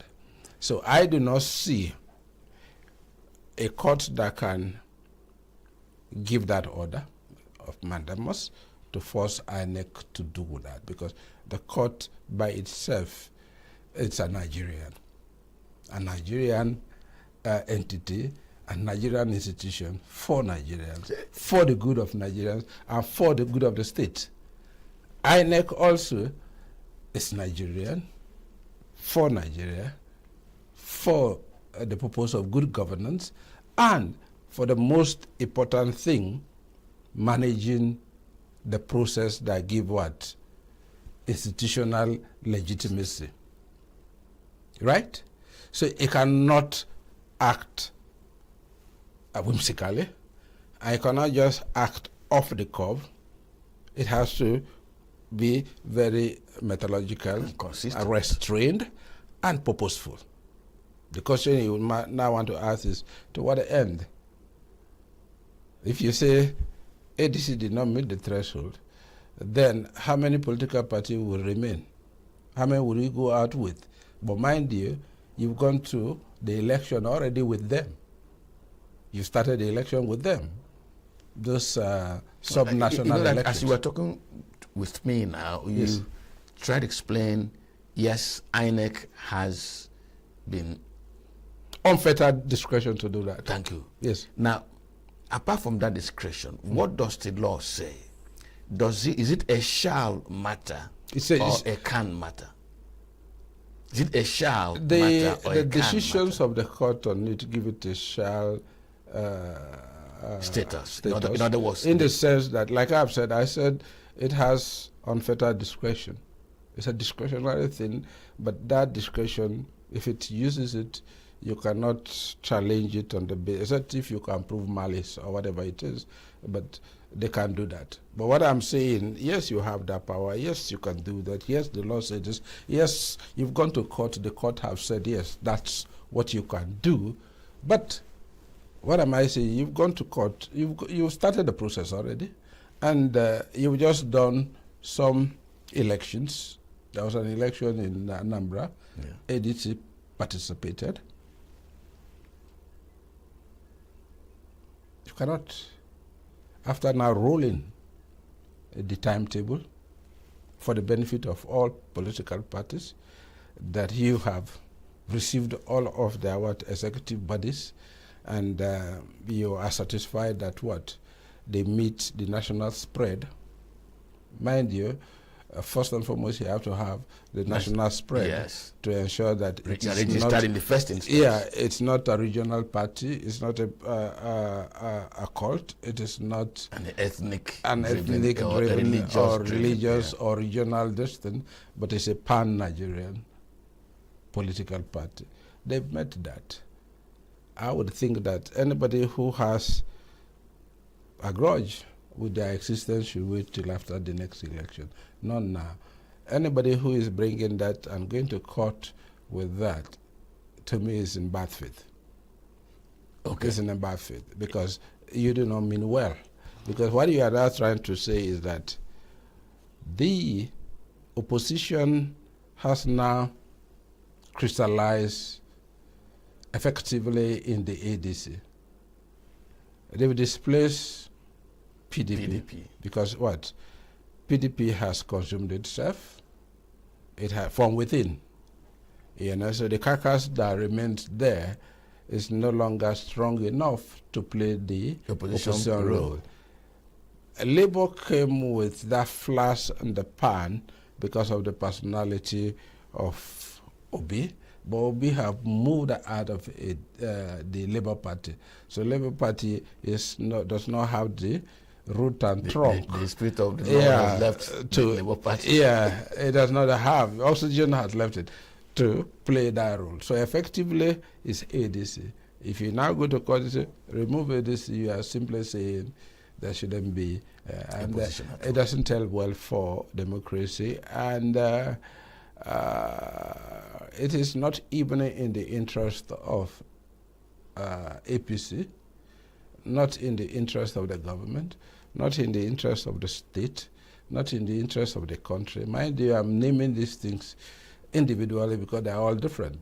They look the same, but they all look different. And above all, it's not in the interest of the people. But Sam, this is a contest. Yeah. It's a contest that will produce a winner and a loser. Yes. And nobody wants to lose. Mm-hmm. And if you are playing your card within the law, not within morality, within the law, permit me to just draw your attention back to what the law says. It says INEC has the power to deregister political parties on the following conditions. 1, if a political party breaches any of the requirements for registration. 2, national spread. Fails to win 25% of votes cast in one state of any federation in a presidential election. Fails to win one local government of a state in a governorship election. Fails to win at least one ward in the local government chairmanship election. Fails to win one seat in the national or state House of Assembly election, or fails to win one councillorship seat in a local government election. Now, if this is the law, that's the law, and by the Constitution, and I approach the court based on this law, will I be stirring the waters unnecessarily? If you have the locus, no. If you have the locus, no. And to me, an individual may, because it's a person, it's a legal person, can go there as Njoku, can go there, right?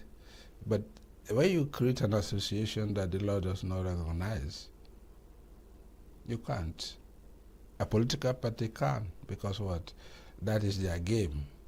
You cannot say a political party does not have an interest. They can, to say, okay, we've had this election, but these people who are banding themselves as a political party have not demonstrated capacity to indicated by the because mind the political parties are the Constitution. Let me withdraw this, retrace the statement. The political party played. The Constitution has played favorites with the political parties and has given them a double personality, one private, one public, right? Okay. The private is an association. Yes. It can be an association of lovers. But this time around, it's a political association in one end, but the moment it is registered, it assumes constitutional responsibility, which is what? Public. To form the government of the day and recruit the personnel of the government. That is a public responsibility given to them. No other association has that privilege. It is only political parties that are given that privilege. So they are supposed to be serious-minded, organized, and with the capacity to perform those functions and that role. So I don't have anybody I don't have a grouse with anybody who says, in any case, irrespective of the orchestration, the posturing, we've gone to these elections, and the result of the election has what? Marked them out, because what? They have not fulfilled the threshold. That is the law. But mind you, we're talking about what? Constitutional democracy that by itself too recognizes the opposition. The opposition is part and parcel of the entire democratic structure, democratic governance. Right? If you read those raw letters as they are, you have no problem with that. But if you factor this into consideration, factor the point that the only effective opposition today is the ADC. If you take away the ADC, I'm not guessing here. It's a factual reality. If you take away the ADC, you do not have an opposition. The process of governance. You do not have an opposition, and therefore you are more or less sanctioning a one-party system. That is why I'm saying, yes, the law says so, no doubt about it. I will not question or query any judex, any judge that would say the effect doesn't, I don't care about the effect. Mine is interpreted. And the law as it is, there is no aspect of it that is stupid. There is no aspect of it that is ambiguous. It's very plain. And my business is to interpret it the way it is. I wouldn't say, oh. But I would go again to say, context-wise, within the time we are talking about, which is the campaign period, the election is next hour. 10 months away from here, next year, right? And you now say you deregister ADC. Parties. If you deregister ADC, you have no business to leave any other party other than those parties that have one. That would be, you only leave what and what. You leave maybe. Labour has one governor, right? PDP has four. Is it four? Yes. For now. Yes. And as the time goes on, Accord has one. Has one. As the time goes on, I would be surprised if PDP loses more. You understand? And Accord, then all the others should go home. Right? I don't see that happen. I do not see that happening. I do not see INEC doing that.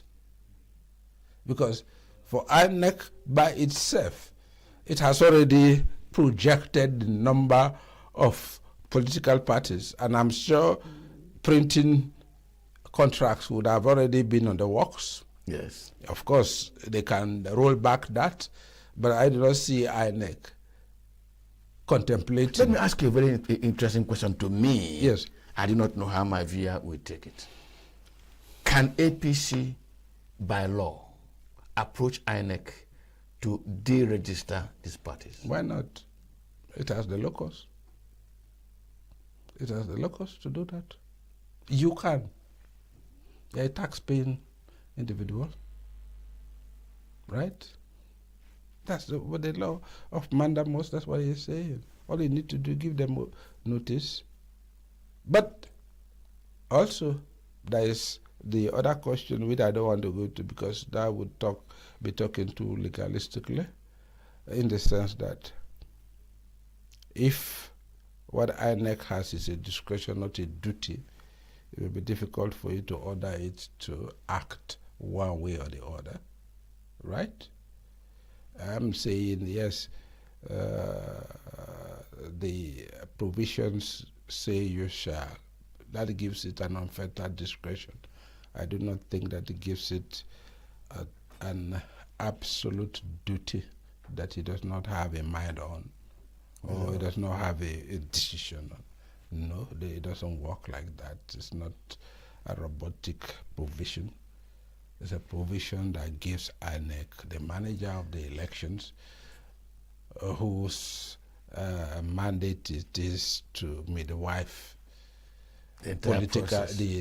midwife the occupants of what the elective offices in the country through the electionary process that they manage. I do not see it being left out of that provision. Its mind must situate itself to the reality. Let me just draw a little bit outside of the law, but looking at experience and precedents. Yes. If the law, the Constitution gives INEC this responsibility, albeit discretionarily, why is it that over time our INEC seems to have been too shy of implementing it? because the number of political parties after 2017, when this issue was raised, that there were too many political parties now, and this provision was inserted into the Constitution to cure the process of that field of too many political parties. INEC doesn't seem to have been in a hurry to utilize these powers. Why do you think, is there any legal impediment or just a matter of political consideration?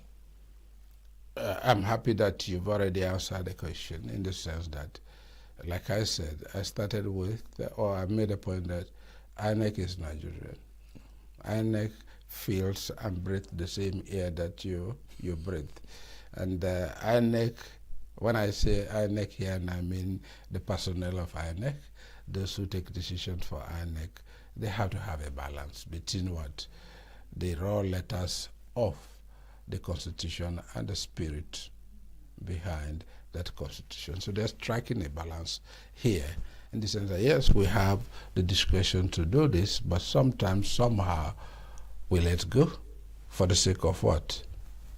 Democracy, and because we stand at a very critical threshold in our constitutional democracy. So it cannot be too yeah, but those who insist, if you listen to our president, if you listen to our governors, if you listen to our legislators, if you listen to our lawyers, they will tell you that this country should be run by the rule of law. Those are Austinians. Those are Austinians. When I say Austinian, there's a principle of law theory that says the law is wise enough to say what it means, and you, the interpreter of the law, has no business to question its cruelty, its immorality, or whatever. And the law should be what it is in the books, and that anything that is not in the books is not legal. Morality and the law should be separate. But over time, we've seen the other schools, the development that they have introduced into the law. Today we have fundamental rights to give a boundary between what? The letters? Yeah, to give a boundary between the individual and the state, and to protect one too from the caprice of his neighbor. All of these are efforts by people who do not see a reason why we should follow that Austinian theory absolutely. So over time, people have come in to infuse some other philosophical thoughts. They've taken into consideration the sociology of the people. They've taken into consideration so many other aspects that collectively form still part of the corpus of the law. For an example, let's start with criminal trials. After the law, perhaps you have what? A conviction. Before you go to the next stage, they would ask for what they call locutus, for let the now convicted person to tell why or not the maximum sentence should not be made. We understand. And sometimes they take that into consideration in lowering the sentence. And also, there are 1,000,001 people out there, or 1,001 people out there, all in the correctional centers across the country that have been sentenced to death. But the governors are shying away from that responsibility. They're there. And you are not saying that they are shirking that responsibility. What you would say is that they are Nigerians. They have conscience. They know that, yes, the law has done its part, but they can use their own discretion to infuse humanity into the process. You understand? So it's done. So I see INEC doing that. As INEC should even do that. Yes, sometimes it's part of the stick and carrot sort of a power that you have to say, hey, if you don't put your ass together, I'll take you off the table. It's a disciplinary power. And I do not see the gain that INEC would have when it wants to use it blindly and without any soul and conscience. So I go back to my position and my point that I do not see INEC doing that. Okay, Sam doesn't see INEC doing that. This from the legal perspective. I said from the beginning that I'm going to be educated from the legal standpoint. I'm going to take a short break now, and when I return, I'll be dealing with this matter from the political perspective, and I'll be joined by the Inter-Party Advisory Council. We'll be talking about the politics of it. For now, let me thank Sam while I take a break. Sam, thank you very much. I took you out of your court. Thank you very much. Not to worry. You must go have your own thank you meal because I'm not supposed to be doing that to you. Okay, we'll take a short break. I will return. The conversation continues. Please stay with us.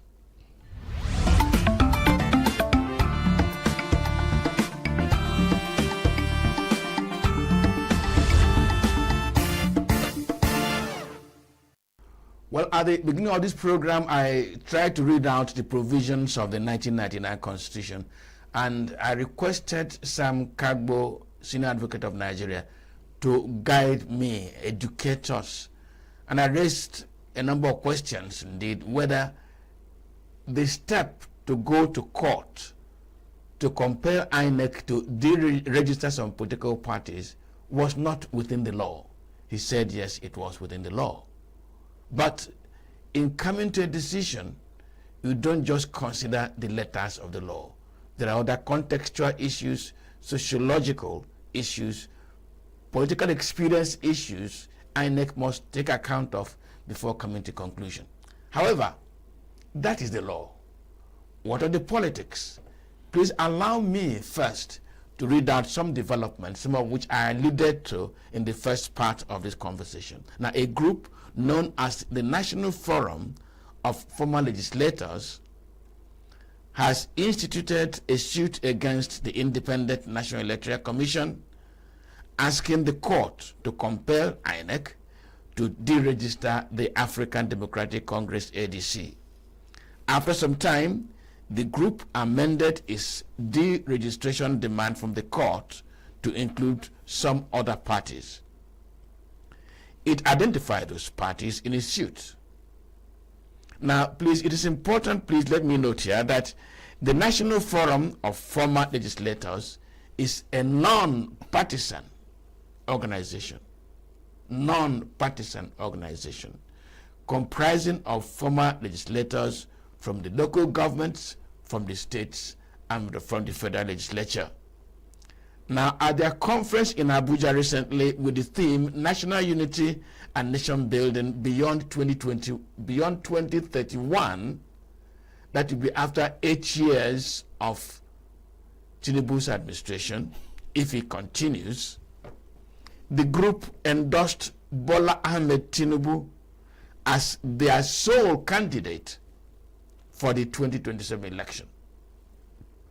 The group have been canvassing for a constitutional amendment to provide for a rotational presidency between the North and the South. Now, the endorsement of Tinubu plus their position on North-South rotational presidency within an 8-year period means that in the next election, this group does not want any other candidate from the South, from the North. It wants a Southern candidate. And among these Southern candidates, this group has endorsed Bola Ahmed Tinubu. Now, that is the political situation. And having the studio this afternoon, the second segment of this conversation, I have in the studio Dr.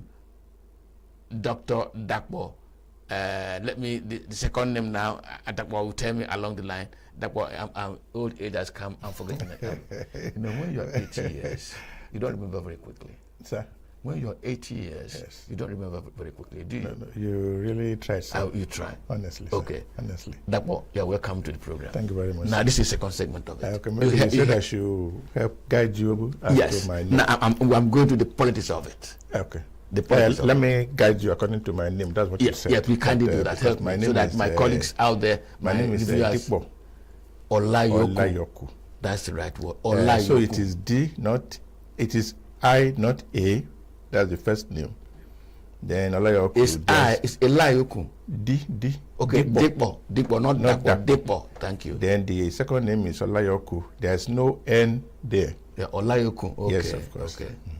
So thank you very much, sir. You're welcome. We are in a very interesting times, especially as we progress towards 2027.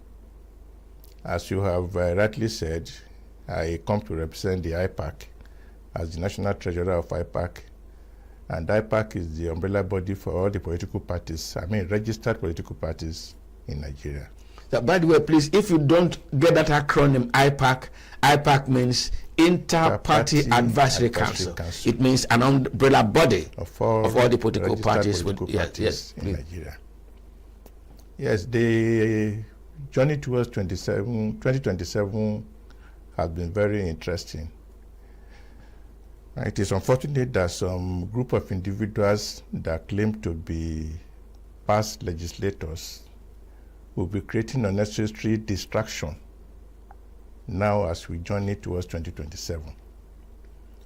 Interestingly, they claim to be non-partisan as part of their identity. But unfortunately, in another breath, they have come to endorse a candidate that is expected to take part in the 2027 election. Partisanship. Then two, it is unfortunate that all hands are on deck, or should be on deck, as to make sure that we have a seamless 2027 elections. But unfortunately, some individuals seem to be bent on creating confusion. The question you ask yourself, sir, and our viewers, the last election was in 2023, and this so-called non-partisan group waited until on the eve of the 2027 election to come up with their suit to compel INEC to register political parties that failed to win seats in the last election. You see, sir, the problem with some of our political actors is that when they think they are smart, unfortunately in their smartness, they exhibit some aspect of foolishness. I didn't mean to denigrate anybody. Because initially their suit was to attack a party. And the question here, what a coincidence, ADC. Looking at the trajectory of ADC, how ADC of yesterday became ADC of today. But all of a sudden, they remembered some other parties. And the question you ask yourself, sir, I'm aware that Accord is part of one of the parties they have taken to court. Sir, why did they wait until when the governor of Osun State crossed to Accord to emerge as their candidate? If we look at the shenanigans that followed immediately after the man decamped, until INEC now said, oh, we have recognized him as the candidate, they now quickly joined him in the suit. You see, our worry as the umbrella body of political parties is that we believe that whether you are a party in government or a party in the opposition, we are working for the progress of the country, and more importantly, the growth of our democracy. That is why in IPAC, our slogan is known as deepening democracy in Nigeria. And we believe that by deepening democracy in Nigeria, every individual is expected to take actions or engage in actions that will promote democracy, that will promote multi-party democracy, and that will give Nigerians choices when choosing the candidate of parties to support or to vote for. But when you have a situation where some people are bent on narrowing the space, then that one contravenes the slogan of IPAC itself. So IPAC will never be a party to such a move. The Constitution says after elections, parties that fail to meet certain standard can be deregistered. And that responsibility is given solely to IPAC. To INEC. But INEC in its wisdom, because don't forget that, unfortunately for Nigeria, you don't have a rigid program of elections. You find a situation where elections in Nigeria is staggered, always around. It's either the local government election or what we call off-cycle election. Maybe it will interest our listeners that since 2023 election, there have been so many elections, beginning with Kogi in November 2023. Then from there we went to Anambra. Now we are going to Ekiti and Osun. INEC has been so preoccupied with organizing these elections. Now the question is, the man said, those people said they should deregister ADC. They should deregister Accord Party. But the big question you ask yourself is, as of today, ADC has senators in the National Assembly. ADC has House of Reps member in the House of Reps. The same thing when you go to the states, House of Assembly. Now, if per chance or peradventure, this party is deregistered, what happened to the members of that party in the National Assembly? Have they become partyless? Now, let's take the case of Zenith Labour Party. Yes.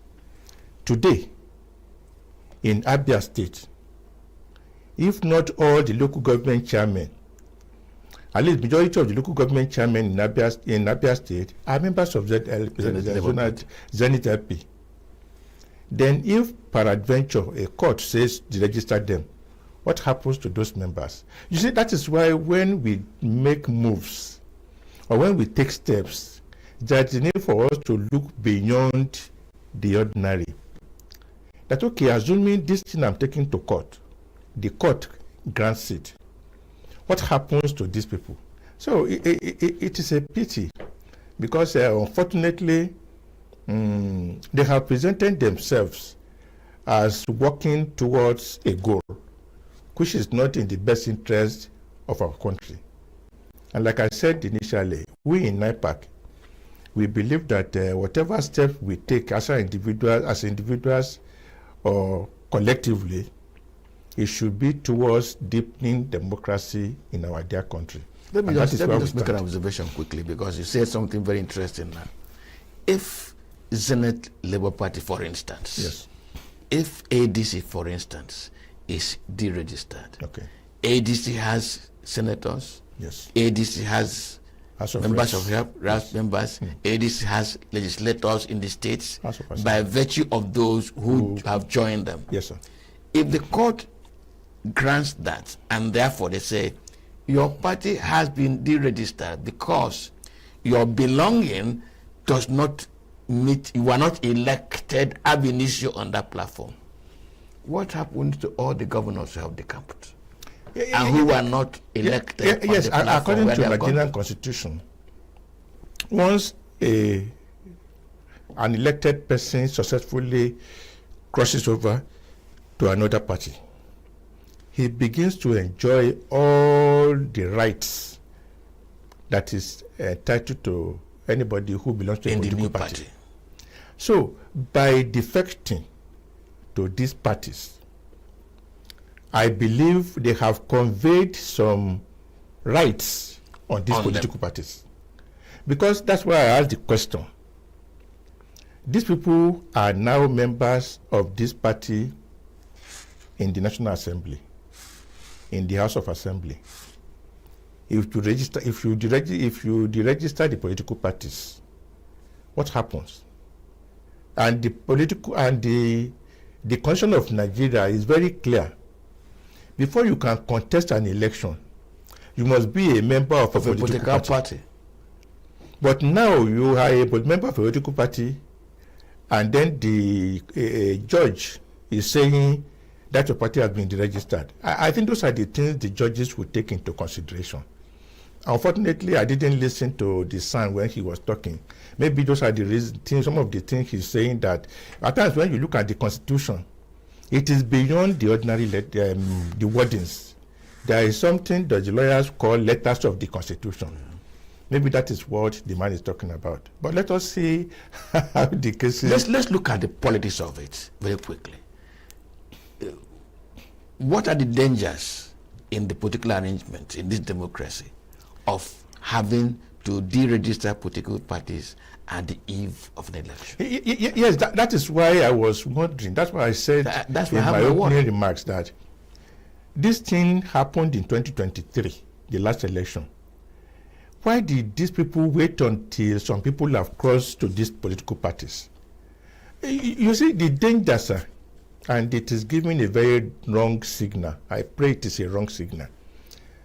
That some people are working in cahoots with the current government to ensure that there are no opposition candidates in the 2027 election. I wouldn't want to believe it. But everything considered looks like it. Unfortunately, these people that are dragging this matter seems to be affiliated to the current president. That is the unfortunate aspect of it. If they have not endorsed him, if they have done so on their own, they went to court, not attaching any affiliation or relationship to the current president, it will have been looked at from different perspectives. But if they came together and said, we have adopted this person as a sole candidate, and they are the ones that have gone to court over this matter, the tendency is there for an average Nigerian to believe, perhaps, it's the hand of Esau but the voice of Jacob. Perhaps. That is why it is very, very necessary for the president and the APC to distance themselves from this thing publicly and anyhow, because the signal is very, very dangerous. And unfortunately, there have been allegations against this government that they want to institute a one-party state in Nigeria. And if we look at it from the perspective of what these people who claim to be association of former legislators, as they claim to be, it doesn't give a very good optics at all. It is not giving good optics. But like I said, let us see how the judge will rule, because they said the judgment will be on the 24th of March. we are going to cover it as news people. Okay. But I hope, I used to have a teacher, Dr. Olu Onagorowa. He was my law teacher in the university. And he said,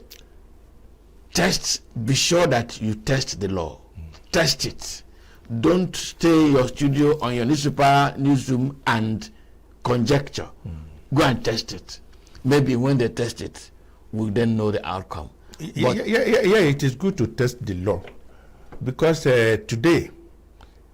before 2007, there was this general belief that the president and the vice president must belong to the same political party, or that the governor and deputy governor must belong to the same political party. Until there was an issue between former President Olusegun Obasanjo and his vice. and the vice chairman the vice president had to defect to AC. And the matter became an issue. He went to court. And the Supreme Court, in their wisdom, said no. Yes, they were a joint ticket. They came into office together. But the vice president can belong to another political party. And that has become the law. So like you have said, sir, let's see how this one will go. But it is just the optics that people are looking at. Had it been, they did not associate themselves to the current president, it would have been a different ballgame. But if Yoruba will say, Ajakeleni, Omokulano, Lola, that is, the witch cried yesterday, and the baby died today. So there's this relationship. Very, very uncanny coincidence. Very. But like I said, let's see how the matter will go. Now, but we are just looking as a political party, because we believe that our political parties under IPAC, we believe we are all members of one family. And when you see actions by outsiders that wants to truncate that cohesion within the IPAC, we get worried, because all the political parties that have been mentioned in the suit are members of IPAC. And so if anything happens to any of them, which they would think it is unjust, we should be worried. And I think an average Nigerian should be worried. Why are some people so scared of contestation in 2027? That is what is giving Nigerians worry. Nigerians have been enjoying multi-party democracy, multi-party elections since 2007 or since 1999. Yeah. Why are some people so fixated on we must have a sole candidature? Yeah, let me make reference. Pardon me. I'm going to make reference to the credentials of the president. His credentials, political credentials over time, has, at least in the media, is that of accommodation, open space, competition, strategic handling and winning, and not muscling. Now, if Tinubu has democracy as a very big part of his career credential, I find it worrisome that open contest, from which has benefited over time, should become an issue 10 months to the next election. You in IPAC, does he give you any signal that smaller parties that have not won, are not in government, may feel a sense of, a mortal sense that the big parties, when they come to power, they just shred them and get them out of place? Because if the big party now has become a big elephant in the house and is cracking all the plates and pans, would the smaller parties not feel afraid? Yeah, I don't think this should be a source of worry to only political parties alone, but to all lovers of democracy. Because, like I said, since we started this current dispensation in 1999, political parties in opposition has never been this endangered. I am talking from experience. Since the advent of democracy in 1999, opposition parties have never been this endangered. And just like you said, sir, considering the credentials of the current president, then you begin to ask yourself, where lies the problem? What is happening? Maybe there's need for us to start interrogating these credentials properly, to look at where the president was coming from. Because I remember that there had been this allegation even before now, that in Lagos State, where the president operated as a governor, that somehow it was difficult, and that it has been difficult for opposition parties to operate. There's been this new line of thought. But like I said, what many people know President Tinubu for is when we mention him, he's a Democrat. A Democrat. That is what comes to mind. Because whenever anybody has any problem, either with his own political party in his state, he goes there and tries to provide a succor, so to speak. But like those who really felt the heat that time said, yes, some of them have the same thing we told you. This is what we experienced in Lagos State, but that is not even the issue. I think it is expected that by the time somebody ascends to the throne of a president, if you are talking about the patriotism, that should be his dictionary. So I wouldn't want to believe that there's a president that would deliberately want to kill multi-party system, because that is the beauty of democracy. And that is why he himself is today the president of Nigeria. Because if some people in the past had encouraged the killing, in quote, of multi-party system or multi-party democracy, I don't think the president would have been able to ascend the throne today. So that is what those are the things I think the president and those people around him, because some people even believe that some of these things are being done by guys that are very close to the president, that the president is up there very busy, he might not even know what some of his boys are doing. But at least as people have been shouting on television, people have been shouting on radio, and it means that the thing has got into his ears. Because there was a video I was watching, I think sometime last week, where he said some people accuse him of killing opposition, that does he own a gun? So definitely he has heard. He has heard.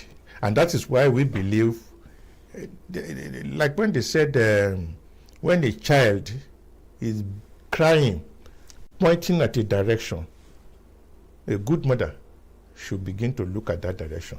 So I think the president should look at that direction. Multi-party democracy is very beautiful.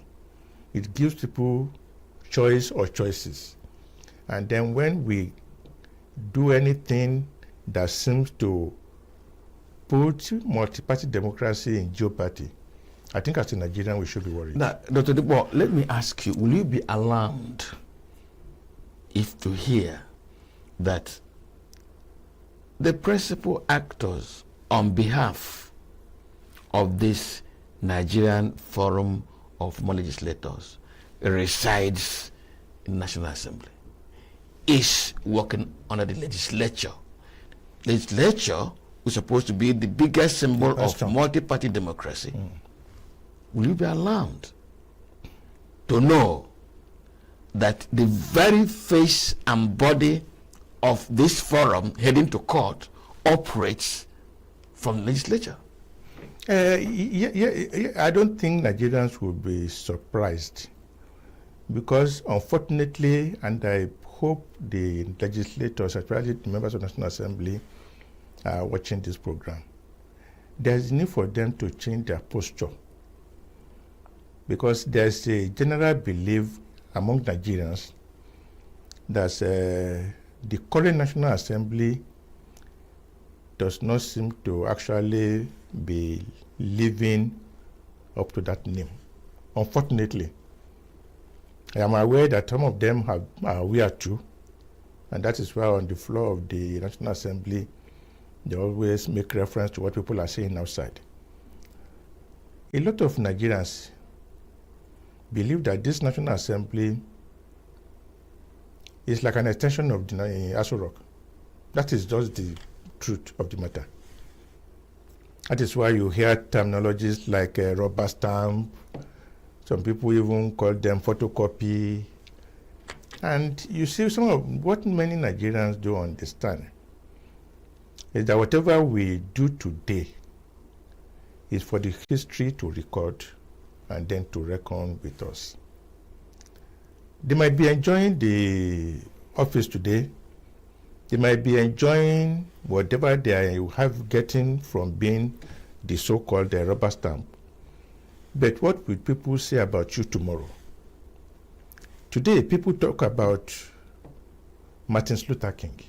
Today, this is a man who died several years back in a country about thousands of kilometers away from Nigeria.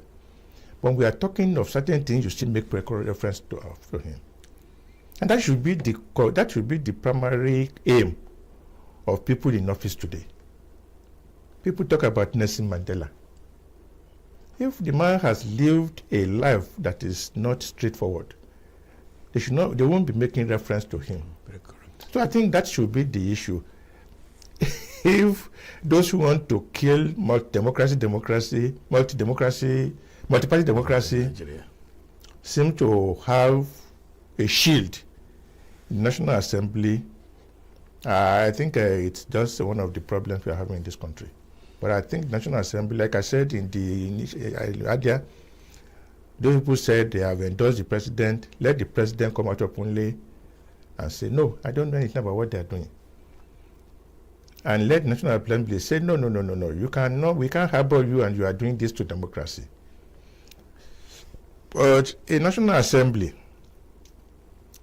that celebrates, that jubilates when members of the opposition cross over to them, I don't think they will be very happy if we have a one-party state from the way they are doing this.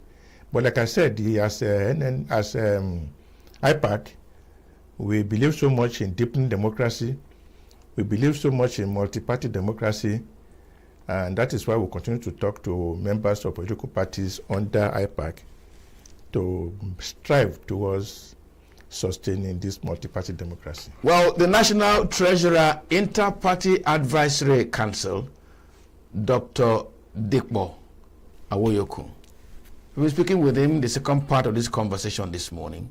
The same issue, and that is those who have headed to the courts to try to force INEC to deregister political parties. Dr. Dikbo says it is not in the interest of multi-party democracy. This conversation never ends. Tomorrow, we still face another issue. For now, let's thank Dr. Dikbo for coming. Dr. Dikbo, thank you very much. It's a pleasure, sir. For finding time to join us. Thank you, sir. Now, tomorrow morning, we'll still be confronting another issue on this program. My name is Mwabose Njoko. Let me wish you a wonderful day. Have a happy morning.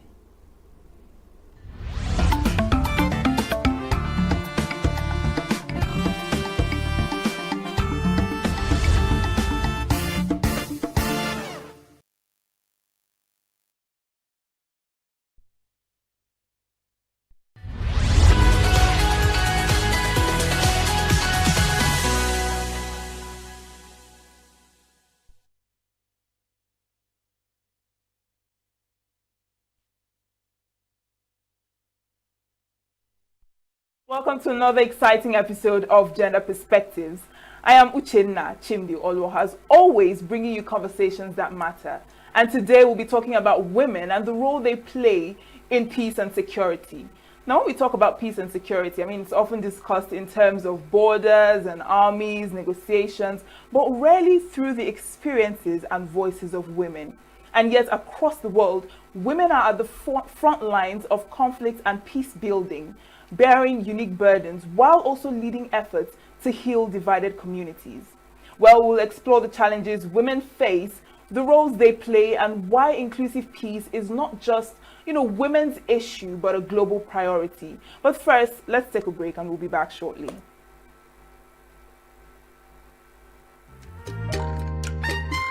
The way we see the world shapes the way we change it.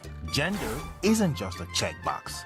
It's a lens, one that helps us understand the world more deeply and act more fairly. Gender Perspectives, a program for those ready to see more, do more, and be more.